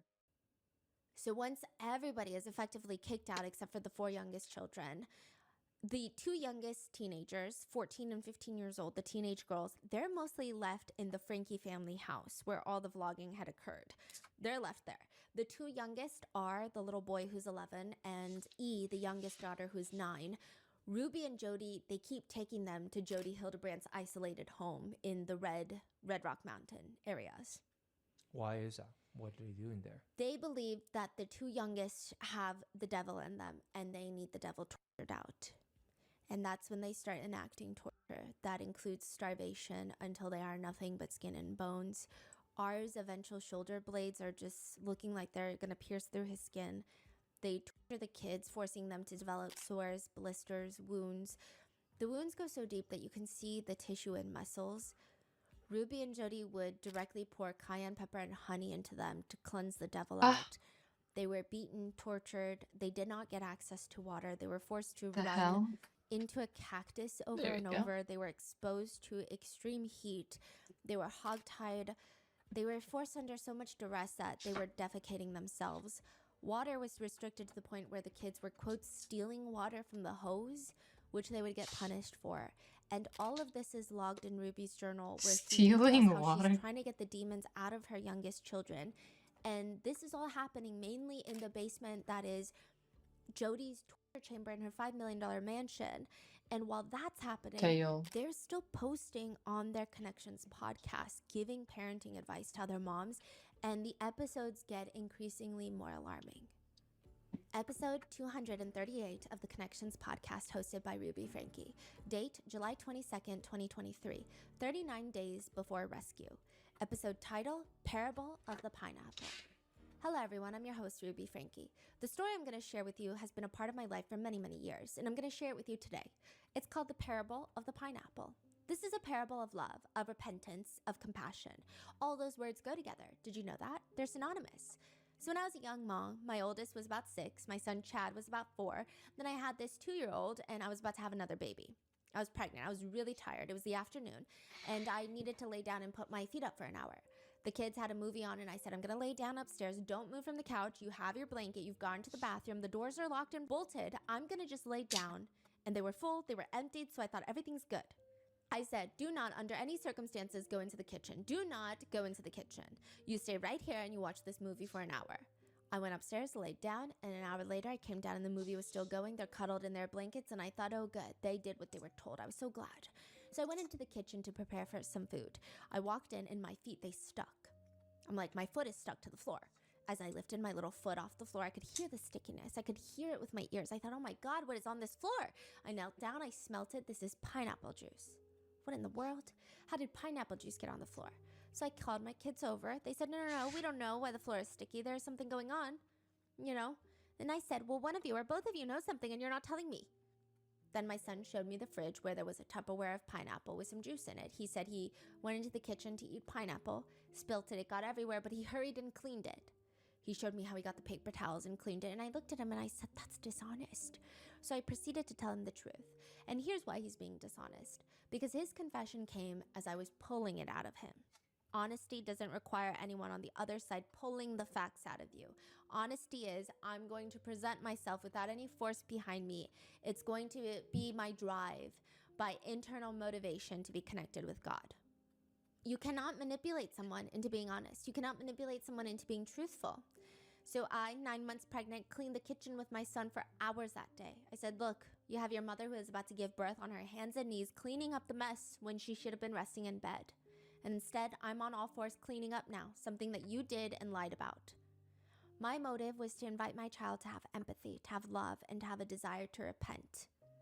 It took him 10 seconds to pop a lid off the pineapple bucket. That took 10 seconds. Took us 4 hours to clean up off the floor.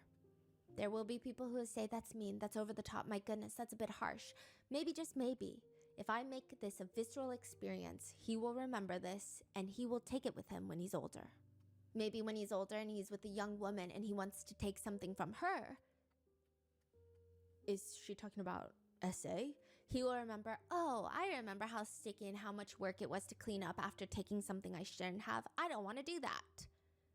The parable of the pineapple is when someone has done something selfish, I'm going to intervene as the mother and reflect the truth. I'm your host, Ruby Frankie, and thanks for listening. Ruby's journal entry reads, R turns 12 tomorrow. I never envisioned him being 12, still peeing and pooping himself. Satanic choices lead one to becoming destitute, even in the most affluent homes. It's R's birthday, and he doesn't even know what month it is. E and R have been in so much deviant behavior they cannot control their bodily functions. They are both furious that their selfish, sinful lifestyle is being intervened upon. I told R he emulates a snake. He slithers and sneaks around looking for opportunities when no one is watching, and then he scurries. If he wants to emulate the Savior, he needs to be 100% obedient with exactness. No wandering, no hiding. She talks about how she tells her kids that they need to fast and pray to God, which is basically her just starving them. She writes, E still likes to think she can manipulate me. I gave her a pixie haircut. All her long hair is gone. No more distracting with hair. R told me that he would rather have a glass of water than me as a mother. R is defiant again. He pooped his pants and is telling me no. His poop is too watery to be fasting. R admits to stealing water 3 times yesterday. R lies and feels no remorse. R's feet are swollen from standing. He is angry that nobody cares. I told him he is acting like a man having a heart attack and gets his feelings hurt because nobody cares about the sliver in his finger. When your soul is dying, nobody cares about your feet. She writes that her youngest 9-year-old daughter is delusional and has made no progress and continues to lie and manipulate. She says, quote, last night, her screaming and trance, head banging. So, in desperation, the little girl would bang her head on the floor. She writes, they were evidence of no change. They also would put E in the closet, which is reminiscent of what Jodi Hildebrandt did to her niece, Jessie Hildebrandt, and E would scream much of the day. She was not allowed to have water. She was not allowed to have food, just like her older brother. And Ruby writes, Monday, Jodi woke up from a dream. God lets her know we have done everything we can to get E attention. Lord tells her, don't continue these physical interventions. They only bring resentment. E is angry about her feet. We dress her wounds and leave her to me. She also writes that her kids are fighting back and I say that with they have good spirits. I don't know how else to describe it. So R would tell the mother, I would rather have a glass of water than you as a mother. And E would say, my mom starves me and calls it fasting. My mom won't lift a finger and bring me food because all she does is lie on the bed and eat brownies. My mom says she is the most loving mom in the world, blah, blah, blah. If I can't ever go home, then what's the point in being obedient? I'm going to run away. When was that shared? This was in July. In the journal that Ruby is writing. Ruby continues to write that the devil is in both of her kids and they need harsher punishments. She writes, I doused her with the dog wash. So she would bring E into the dog wash station and douse her with water and then shave her hair. And she would write that E would lay on the floor because she is so distraught, and R would defecate himself. Ruby writes, oppositional force is required for growth, development, maturity. E and R have never experienced oppositional force. They are very weak-minded. Episode 242 of the Connections podcast, hosted by Ruby Frankie. Date, August 19th, 2023, 11 days before rescue. Episode title, Keeping Kids Safe in a Predatory Society. Hello everyone, I'm your host Ruby Frankie. When I was in the 3rd grade, I had a yellow lab. Her name was Sunny. This is her dog. Sunny was a really rambunctious dog. She was a puppy at the time. In May for school, we were told that we could bring our animals for show and tell outside, and I was so excited because I knew I had this new puppy, this dog. And that day, there were animals all over the place. We had birds, there were gerbils, there was a hamster. I think someone brought a turtle. There was a fishbowl. And I brought my dog, and someone brought their rabbit. And yeah, well, can you see where this is going? I was disconnected because I wasn't thinking about how my dog being let loose was going to affect the other animals in the play yard. I'm also thinking that the teachers were probably disconnected and in distortion because either they didn't give me the instruction or I wasn't even paying enough attention. Well, what do you think happened? This was like heyday. It was like, my dog was like, thank you, Ruby. This is the best day of my life. Animals naturally know who their predators are. When the rabbit saw my dog bounding for it, it did not roll over dead. The rabbit had some sense. It didn't want to run into the jaws of its predator. The animals that don't protect themselves get killed off. They go extinct. But the human, as far as I know, is the only creature who actually goes and flirts with their predators. We flirt with those things and entities and beliefs that will kill our soul. We don't even know we're being ravaged. We don't even know we're being hurt. We're like, yeah, I'm being hurt, but I don't care. I'm going to do it anyway. What I'm saying is that when you show up in your child's life in a dishonest way, it doesn't matter where, it doesn't matter how or when, but you are giving your child instruction on how to move toward a predator and jump into the predator's arms and not tell you about it.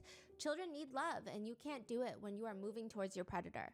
Explicit materials, gambling, sex trafficking, lying, the selfishness, the idea that I am what I feel, the idea that I get to do what I want because I want to, those are lies that kill our soul. I'll never forget that show and tell. Except I did forget the ending. I'm your host, Ruby Frankie. Thanks for listening. Ruby's journal entry reads, these wicked spirits in E and R have been pals long before this life. How E and R got to come and get a body can only be explained in advocating for their mother. This is not a conceited statement. God knew I would take my responsibility to mother seriously. Jody teamed to help. These two souls are very weak. Ruby writes that it was a big day for evil, that E was manipulating her. She says that E won't scream and cry when Jody's around, but she will in front of Ruby, that she'll scream and cry all night long and hit her head on the tile floor all night long. Now, side note, this is very reminiscent of Jesse Hildebrand. They said that anytime they showed any sort of sadness, it was seen as manipulation. Yeah. So when E is showing that she's so distraught from the trauma and the torture, maybe it is to some degree pulling at some heartstring deep down, but the fact that they call it manipulation is so vile. Mm-hmm. How can you see that as manipulation? That is a reaction to the crimes that you're committing. She details how she'll get a cactus poker and poke the kids around with the cactus poker, which is basically just like a stick with a cactus on the other end. Like needles, basically you're stabbing the kid? Yes, with cactuses. She writes that R doesn't even flinch. I poke him in the neck. He is in a trance and doesn't appear to feel anything. Jody slaps him on the cheeks to wake him up. The devil doesn't like when you get your subject to anger to truth. I take my old mop water, go to R. I show R the water. Then I pour the water on R. It's hot outside. I say, it feels good, doesn't it? An hour later, Jody takes R on a little walk to the pool. Jody then pushes R into the pool. R swam to the side. Jody pulled him out. Feel good? Refreshing? Yes, ma'am. R cooled off and went back to his spot. I put my hands on his face. So she details how she keeps telling the kids that she's doing this because she loves them. And the saddest part is authorities would later state to some degree that the kids felt like they deserved this, that they were evil. So it's like a mixture of extreme physical and emotional and mental torture nonstop. So, I mean, not that excuses anything, right? But do you think Ruby truly believed that's what she's doing? Like try to beat the evil out of the kids, or? That's debated amongst netizens or online internet users, I guess. But some people believe that she acted like she believed it, but there's no way she deep down believed it. Mm-hmm. It seems like maybe she had contempt for her kids already, or the fact that she was a mother. It's not like the kids. I think, first of all, if a mother shows content for her kids, that's not a mother. But it's just, is this an excuse, or is this a belief that she has? It still doesn't excuse anything. However, it is up for debate. Mm. In one part of her journal, Ruby writes, "R stole water." She says he's stealing water because she's dehydrating him. He was angry and looked like he wanted to fist up. I put my hands on his shoulders and told him I love him. I told him he has no idea what he's doing, but I can help him. I told him, give your demon friend a message for me. I will not rest. I will not stop. I will not leave. I will fight him until the demon in you dies. I have the power of God. I beat Satan. I win. This is a big debate that netizens have. Did Jody and Ruby really believe that they were possessed by demons, these two kids? Like I said, it still doesn't excuse anything, but I don't know if they did, because another thing that netizens point out is when Jody said that she was possessed by Satan and like the demons would enter her body, she wasn't getting poked with a cactus poker. Yes. She wasn't being starved. She was eating Dairy Queen on a daily basis and just fried chicken and ranch nonstop. She did not have to go through any of this. Yeah. And it just seems like this is Jody's pattern from the get-go. Jody was born into a really conservative military household. Like, they ran it like a military. Jessie, Jody's niece, states that it was probably pretty rough for Jody Hildebrandt growing up. She was the second youngest of 7 children. She would spend more time with animals than she would with people. She said that she was raised by goats. That's how Jody describes it. When she was very young, she was assaulted by a teenage neighbor kid. This is when she was a few years old. And then later, when she was around 7 years old, she was assaulted again by another teenager, essayed. And we can have sympathy for Jody as a child, but as an adult, it seems like her whole purpose is to ruin people's lives.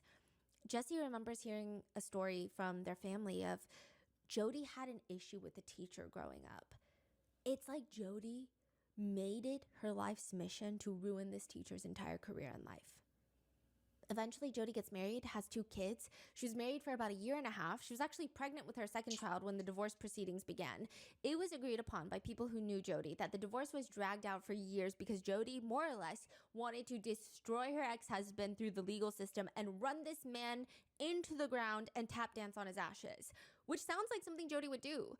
Jessie, who is cousins with Jody's kids, they say, it sucks because yes, we want to believe women. We want to believe abuse, of course. And as a victim of abuse myself, I want to be believed, of course. And I don't know him, Jody's ex-husband. I don't know him personally, but Jody's daughter and I, we've kept in contact over the years. She has a beautiful relationship with her father, loves him to death. He loves her. He's so supportive, so kind, really helped her through her own process. Meanwhile, she has nothing to do with her mother, Jody. Changed her name, has no contact with Jody. In fact, Jody's daughter told Jessie, I cannot be around my mom. I can't ever be around her again because if she told me the sky was yellow, I would believe her. She has this ability to just get in your soul. It's horrifying. There's no real way of explaining it to people unless you've experienced it yourself or you've experienced this level of abuse. There's no way of understanding it. Episode 237 of the Connections podcast with Jody Hildebrandt. Date July 15th, 2023, 46 days before rescue. Title, A Mother's Instinct to Protect. How can we wake up the women of the world and get them back to their natural instincts? Every animal in this world has protected instincts as mothers. The women, the humans, have lost their motherly instincts to protect their young. Women choose to hook up and be sexual with males. Those men are also men who have lost their fatherly instincts because both the men and women of this world are not being nurtured. They're not being taught the truth. They're not being truly loved. Here's our question for the episode sent in by a listener. Hello, I'm a single mother of a 2-year-old boy. His dad was physically and emotionally abusive to me the whole pregnancy, and as expected, I'm traumatized for life. That's an interesting statement that she says. So she made the decision to hook up with this man. And she's been with him, for a period of time, I don't know how long, and now she's saying, I'm traumatized. So you've been quote unquote traumatized for life. And you're wondering if you should place an innocent, naive, defenseless, dependent child around someone who has abused a full-grown adult. Now just think about that for a minute. Why are you asking me that? How come Good you don't job. know the answer to that? And I really am sincere. The only person in this situation that has power is you. Your son doesn't have power because he's 2, because you're the actual issue here, not your son and not this man. This is Jody, right? Mm-hmm. Are you a woman that thinks through your decisions? Are you a woman concerned about being in a relationship with a man like you have a man in your life right now? Now you have a child, and now you're not just focusing on protecting you. If someone is being abusive, then you need to get away from that person that's being abusive. Of course, if someone is abusing anyone, you don't put a child, I don't care how old the child is, any human that's below the age of 18, you do not place in the care or custody or, temporary engagement with someone who's abusive. You just don't do that. You don't need to ask anybody about that. I understand that many laws in the world support that it's okay to keep kids in abusive environments. But a man or a woman being abusive and they still have their children given to them, which is horrible. And I understand why the law does that, because there's so much deception. They don't know who's telling the truth. They're sitting in this place where they can't assess who's abusing who. But I don't know. Maybe you're abusive as well. No clue. If you're not, and this is all about him being abusive, then I would invite you to get as far away from the abuse as possible. Don't place your child or anyone around that person.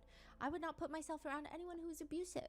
So the clear answer is you squawk and complain that they're abusive to you and your children, when the reality is you're just as selfish as they are. For heaven's sake, you can walk away. Your son is barely going to be able to walk. You can walk. You have access to money. You make money. You can get up and leave. You have all sorts of ability. Your son has none. So I want to talk to you as a woman to a woman and invite you to be responsible for yourself. I'm inviting you to be responsible for the fact that you participated in the traumatization, because at any moment you could have left and you chose not to. So I hope that you will rise. Thank you for listening. And if you're not already subscribed, please subscribe to the podcast. The very same day, July 15th, 2023, a journal entry reads, R runs away at 1:15 a.m. He leaves. The journal reads, oh man, I am shaking. I am shaking. Ruby wrote this. At 2:45, I wake up straight up. I couldn't see R. He was gone. She was having R sleep out on the balcony of the patio of the mansion. And again, very reminiscent of what Jesse Hildebrandt went through. I opened the sliding glass door and there was no sign of him. He did leave an arrangement of rocks and letters. He wrote me a message. I was too scared to read it. I ran up to Jody's room and woke her up. She came out with me. The message said in pebbles, I'm going to jail. I will call when I get there. Again, she convinced both of the kids that they are evil and that they're going to jail. So the kid just said that I'm going to jail. Again, very reminiscent of Jesse Hildebrandt, who was like, please just call the police if I'm that bad. I'd rather go to jail. Jody and I scoured the house and yard. Jody got flashlights, we took her car, and I got mine. So she's saying that she was praying to God to find, and she was like, okay, there was a split in the road. Should I go left? Should I go right? Eventually, she goes left, but she doesn't see R anywhere. So then she turns around and goes right, which is initially what she felt that God had told her to do. So she goes the way that God told her to do, and she finds R. He's just walking on the side of the road, maybe to the police station. She writes, I get out of the car. R is shocked to see me. I say, get in the car. Are you shocked to see me? R nods his head and gets in. E in the back, me and R in the front. The devil wants me in prison. My children would be dead. I met Jody back home. To de-escalate the situation, I brought R into the house. I tied rope to my feet and him to my waist and his. He will now sleep in a soft bed with me. The devil got a bed. It's not just Sherry and former viewers of 8 Passengers that are freaking out. Neighbors that live near the Frankie house where Jody and Ruby barely are anymore.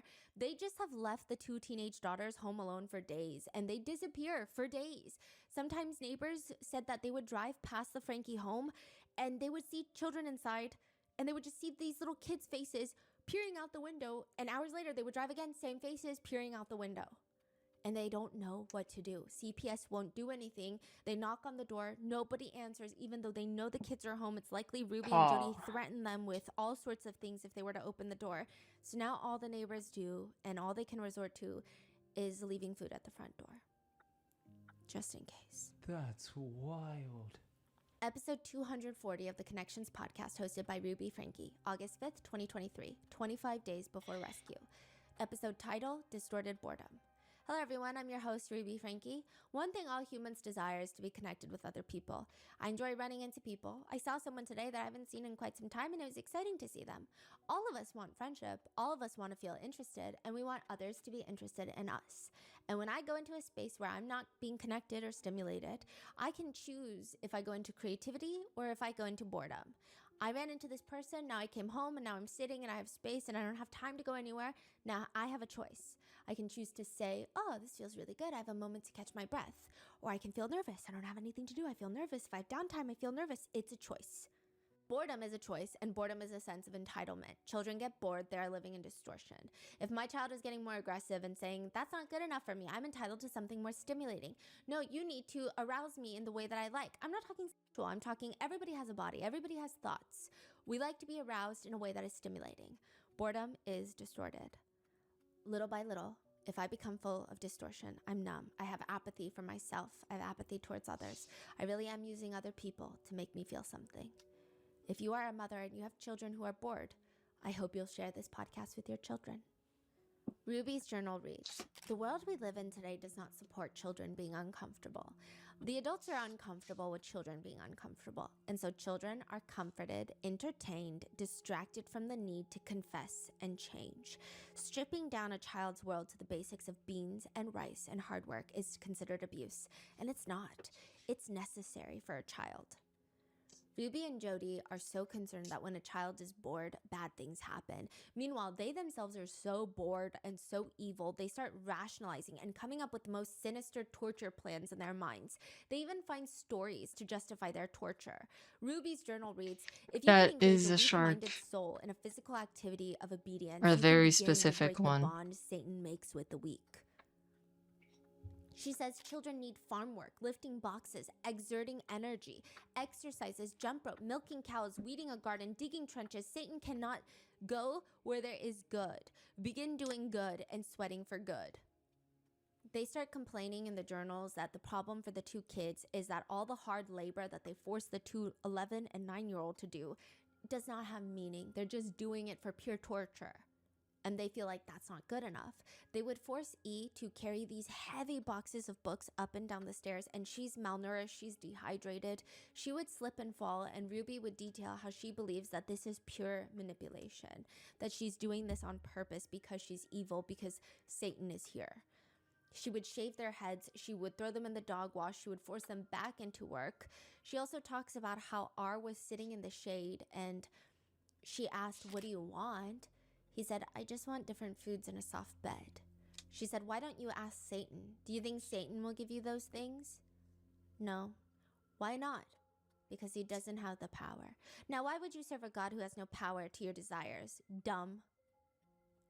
He is silent. A few days later, Ruby writes that she asks her own son if he likes sleeping on the hard ground outside on the balcony because she, quote, I get to sleep in a soft bed. Ruby writes extensively about how E is manipulative and that she whines because that's the devil in her. She says, whining is the devil's voice. Whining is always a demon. E, quote, hurt facial expressions blame me for her misery. It is E at the center of her misery. Her face is deceptive. They also write how, quote, Jody and I took her to Hellhole Road. Remember that from part 2? Mm-hmm. Yes, there is such a road on the way to Las Vegas. This is in the journal. E was to run on the dirt road. She ran for a bit and then started manipulating. She claims that E threw herself into a tree and into a cactus. I played with Gamma last Later night. in a Really? plea agreement, Jody admits that she forced E to run into the cactus. She also writes in her journal, and I just don't see I how... haven't seen Gamma for a while. even if she believes that there are demons in her kids because she's completely lost her mind, I don't know how you can talk to your children, and I don't know how you can write this in your journal and not wake up to what's going on. She writes, R's rage comes out when he can't have what he wants, which is to serve the devil, have no responsibility, and have me, mom, love on him, cuddle him. It seems like R probably just asked for some maternal love. He wants both. Feed me, hug me, be tender with me, shower me in praise and affection, and let me lie to you and abuse you. Today he rages for hours. He screamed, fuck you, at least 50 times. I'm not going to lie anymore. I'm never going to change. Take me to jail where I belong. She said that she asked E and R, what are you going to say when God comes and you see God? Fuck you? R responds, sure. Sherry makes a call to the Springville police station. Hi, my name is Sherry Frankie. My 4 younger siblings are living in Springville and my neighbors are telling me that they've been left home alone, so I was curious if someone could go check on them. The CPS workers as well as the police go, they knock on the door and it's pretty clear that the 2 teenage girls are home, but it seems like they were instructed that they cannot open the door for anyone. And they were probably scared that they were going to jail because it seems like a reoccurring thing where Jody and Ruby would tell the kids, the 4 remaining minors, like, you're going to go to jail, you're so evil. And as for why the police can't go in, they would need a warrant by the judge, and the officer said the judge would not sign off on it because nobody had seen signs of physical abuse. And the way the laws are set up in Utah, the kids are old enough to be home alone, it seems. Like, there were a lot of reasons, so they couldn't get a warrant. Eventually, Sherry is told by the CPS worker, I'm sorry, Sherry, personally, I want you to know that I'm really concerned, but there's nothing that we can do. So from that point forward, anytime CPS was called, they couldn't do anything. And ever since then, neighbors never see the kids outside again. It's like the house goes on lockdown. All the kids have been pulled out of school already, but now the kids can't even go out. They can't even walk the family dog because Ruby gave away the family dog. Sherry does get ambushed by Ruby later, who is screaming at her, I can't believe you called the police on me. After everything that I've done for you, after all the sacrifices that I've made, how could you betray me like that? Sherry's just asking her, betray you? I was worried about the kids. They're fine. This is about you, Sherry, and your need for attention and your jealousy. Ruby would tell Sherry that her siblings are terrified of her for calling the police on them. She says, one day, Sherry, you will come crawling back to me begging for my forgiveness. Episode 241 of the Connections podcast with Jody Hildebrand, August 12th, 2023, 18 days before rescue. Episode title, Holding On to Trauma Will Make You Sick. Here's our question. Are things like PTSD distortion? I've been diagnosed with PTSD, and when I have flashbacks, the fear returns as strong as ever, even though I'm safe. I was wondering your thoughts on this, and if you knew any ways to help. Any guidance is welcome. Now, I know there are some people who don't want to heal. They're not really interested in healing. They're interested in staying in this victimized position. Jody Hildebrand goes on to rant about the DSM-5 by describing it as a psychology book from the 60s that just keep adding to it to create the ultimate book of disorders. Because I put it on this way when it's supposed to face the other way. Particular cases, but the question was, if the PTSD keeps getting triggered, is that a distorted fear? The answer is yes, because that is not the truth today. Maybe you just like being the victim. Maybe you like the attention you get from being a victim. I don't know what your particular case is. I'm not trying to be insensitive. I've had a lot of trauma in my life and I've healed all of it. But you are choosing to lie over choosing the truth. That's another way to say it. Distortion means I participate in deception, self-deception. Thanks for joining me. I'm your host, Jody Hildebrand, and thanks for listening.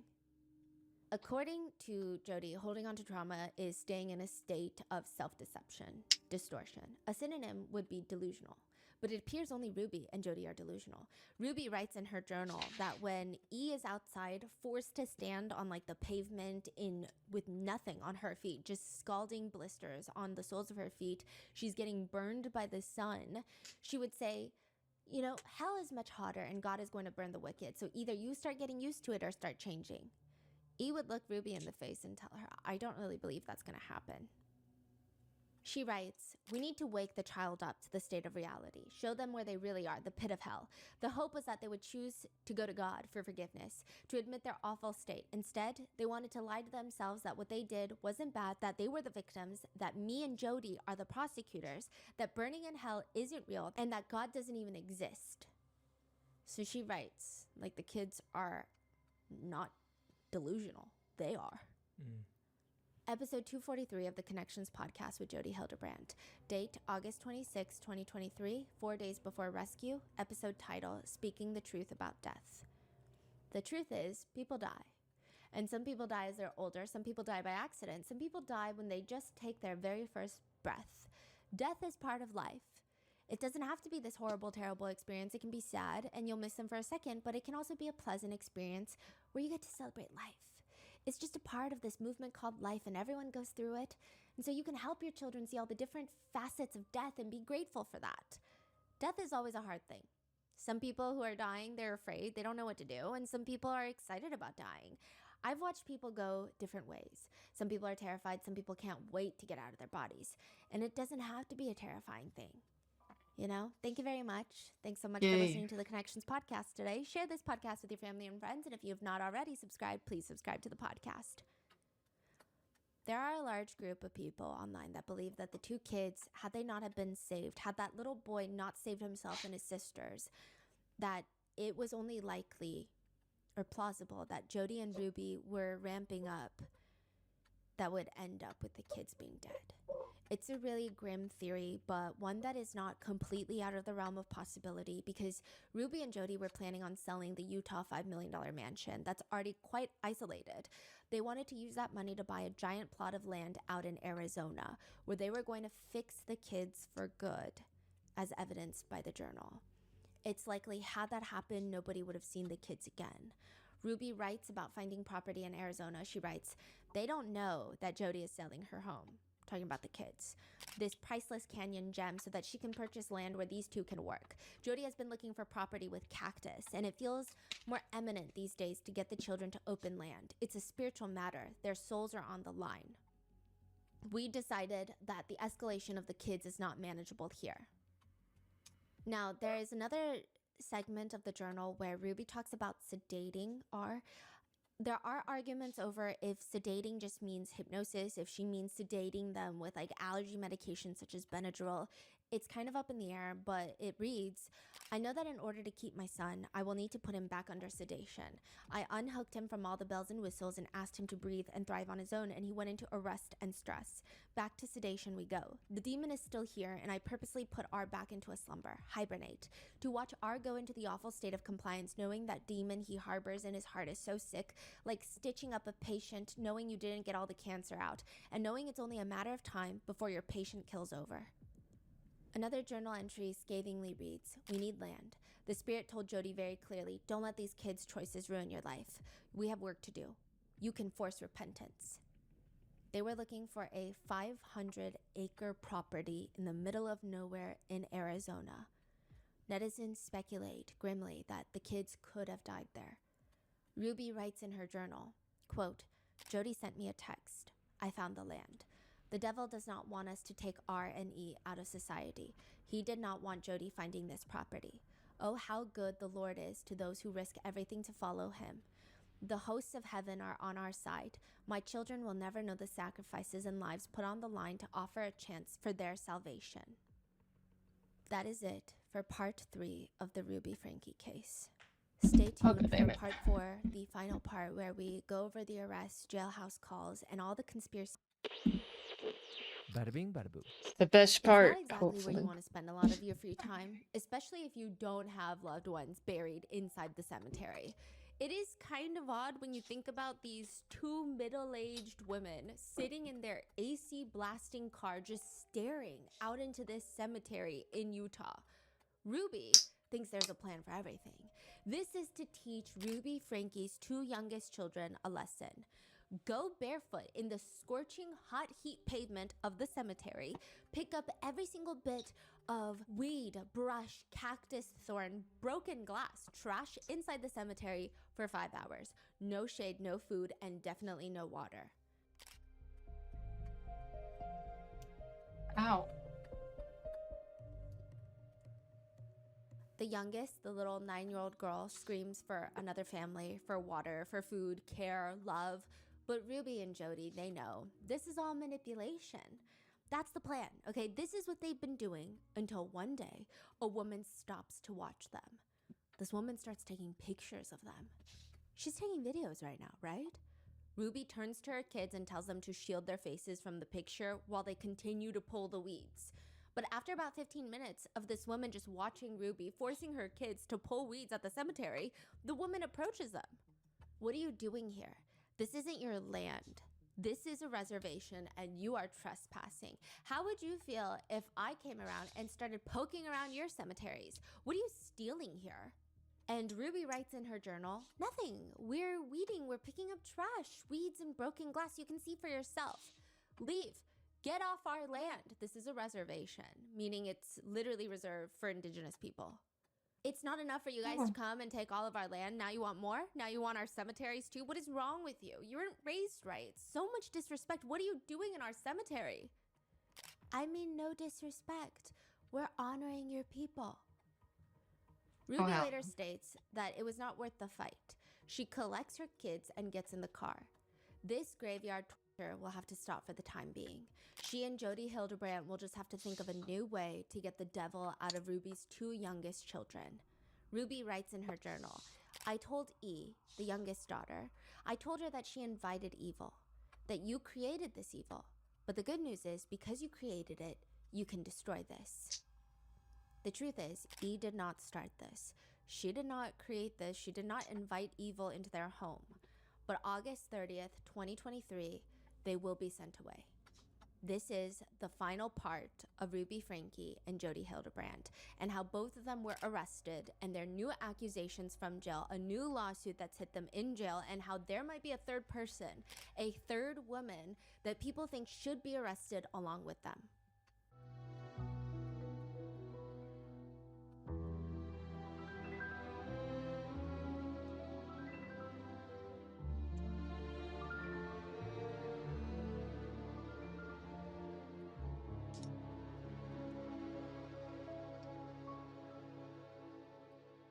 We would like to thank today's sponsors who have made it possible for Rotten Mango to support the Biz Parents Foundation. They're a nonprofit organization devoted to protecting professional child performers and their rights. This episode's partnerships have also made it possible to support Rotten Mango's growing team, and we'd also like to thank you guys for your continued support. As always, full show notes are available at RottenMangoPodcast.com. This is the final part of the 4-part Ruby Franke and Jody Hildebrandt series. Please watch the previous 3 parts before this episode.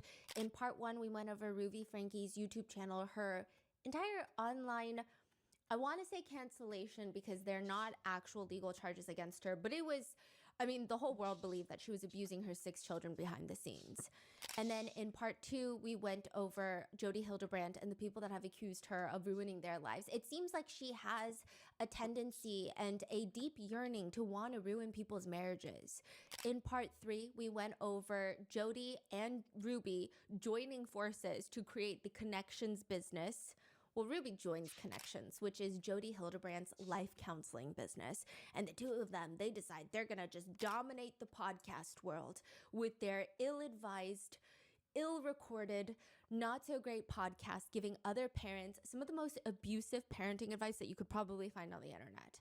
Hello, and welcome to Connections. I'm Jody Hildebrandt. And I'm Ruby Franke. In this episode, the final part, we will be going over their arrests, what they've said, their plea agreements, and then all of the internet conspiracies, as well as all of the discourse surrounding Kevin Franke, the dad, and a woman named Pam, whom a lot of people on the internet think both of them should be facing charges for this case.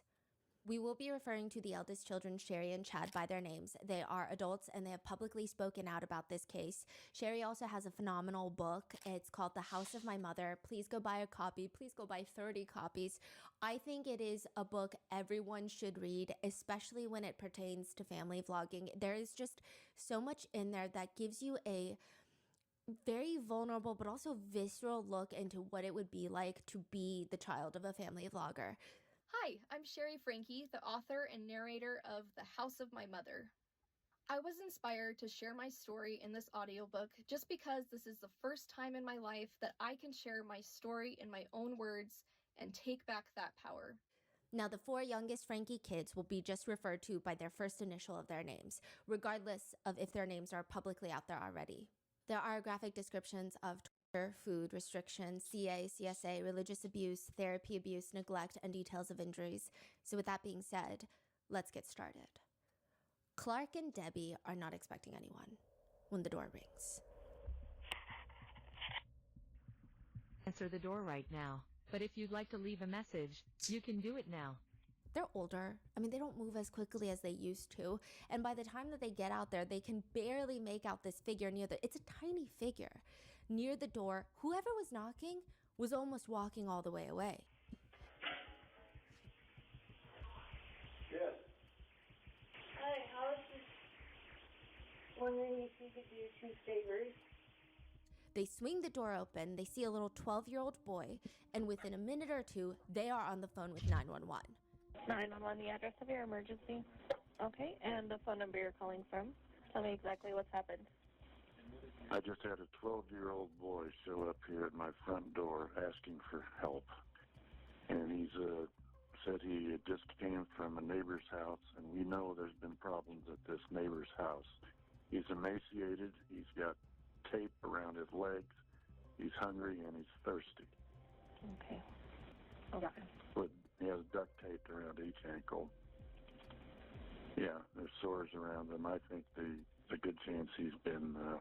Clark's wife, Debbie, shouts in the background, "We need someone immediately!" Oh, and he has them around his ankles. I mean, his wrists as well. Okay, this boy has been... Clark swivels in the patio chair so that the little boy can't see his face. Clark All right, starts choking on guys. his words, and he tries to take a deep breath to calm himself down. This is very Last different from one. when he first opened the door.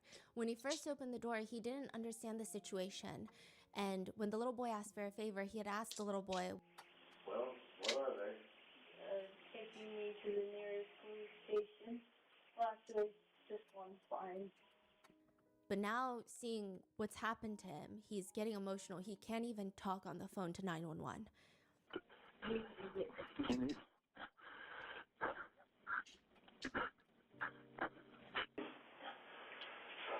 Oh, he was such a good kid. This kid is obviously been... I think he should have been... He's been detained. He's obviously covered in wounds. Is Jody up there right now? Yeah. Okay. Jody Hildebrand is up there right now. Okay. So she may come looking for him here soon, but she's not gonna, obviously. I think we need the cops here as soon as possible. I'm just asking where he is now. Yeah, she's a bad lady. We didn't realize how bad. When Clark had asked the little boy about why he has duct tape around him, he said it was personal business, but it's my fault. He said it's his fault, that the injuries underneath the duct tape, the deep wounds, he said it was caused by rope, but again, it was his fault. The police rush to the house, ambulances are meeting them there, and when they see this little boy, they offer to carry him from the driveway to the ambulance because he looks so incredibly frail. He's got injuries around his ankles, so undoubtedly it's probably hurting every time he takes a step. They want to carry him, but he is determined to walk by himself. One of the first officers on the scene notices a few things about the little boy. I mean, there's obviously things that they can't ignore. He's just all skin and bones, but on the upper part of the ankle, the Achilles tendon, you could just see all the tendons. Like, that's how deep the injuries were. He had never seen anything like that before. The little boy turns to him and he says, "I have a younger sister in that house. When did you last see her?" "It's been over a month." 11:52 a.m., the officer bursts in through the closet door in Jody Hildebrand's home, and quickly, he uses his body to shield the closet from the view of his rifle, because he's got this giant rifle just hanging by his side, and he tries to hide it as he reaches out his hand, and his voice suddenly becomes Ta-da. high-pitched, as high as he can make it go. Hey, nation. I'm a police officer. Are you going for the union? There is just this little girl sitting crisscross Let's applesauce go. in the middle of this empty closet. She's not crouching, she's not hiding. She barely even reacts to the door All right. being slammed open. And there's an officer with a rifle as tall as her walking in. Gotta You go can't now. see her face, but her body language, she almost appears like she's Gotta clean this up. disassociating. Now, side note, her hair is almost cut in a shaved pixie cut. Many officers actually thought she was a little boy. Hey, you okay? Is this just you in here? I'm Sergeant Tobler. What's your name? No response. All right. He squats down. Contact one. You okay? Huh? You doing okay? He offers his hand. She still doesn't move. He's trying to be as calm as possible. The energy that he gives is like he's approaching a stray kitten that he doesn't want to run away in fear. You don't want to talk to me?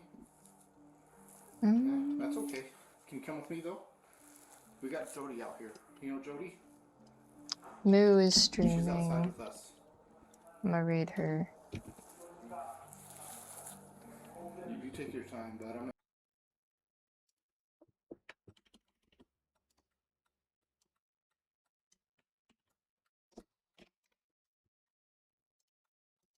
There we go. Alright.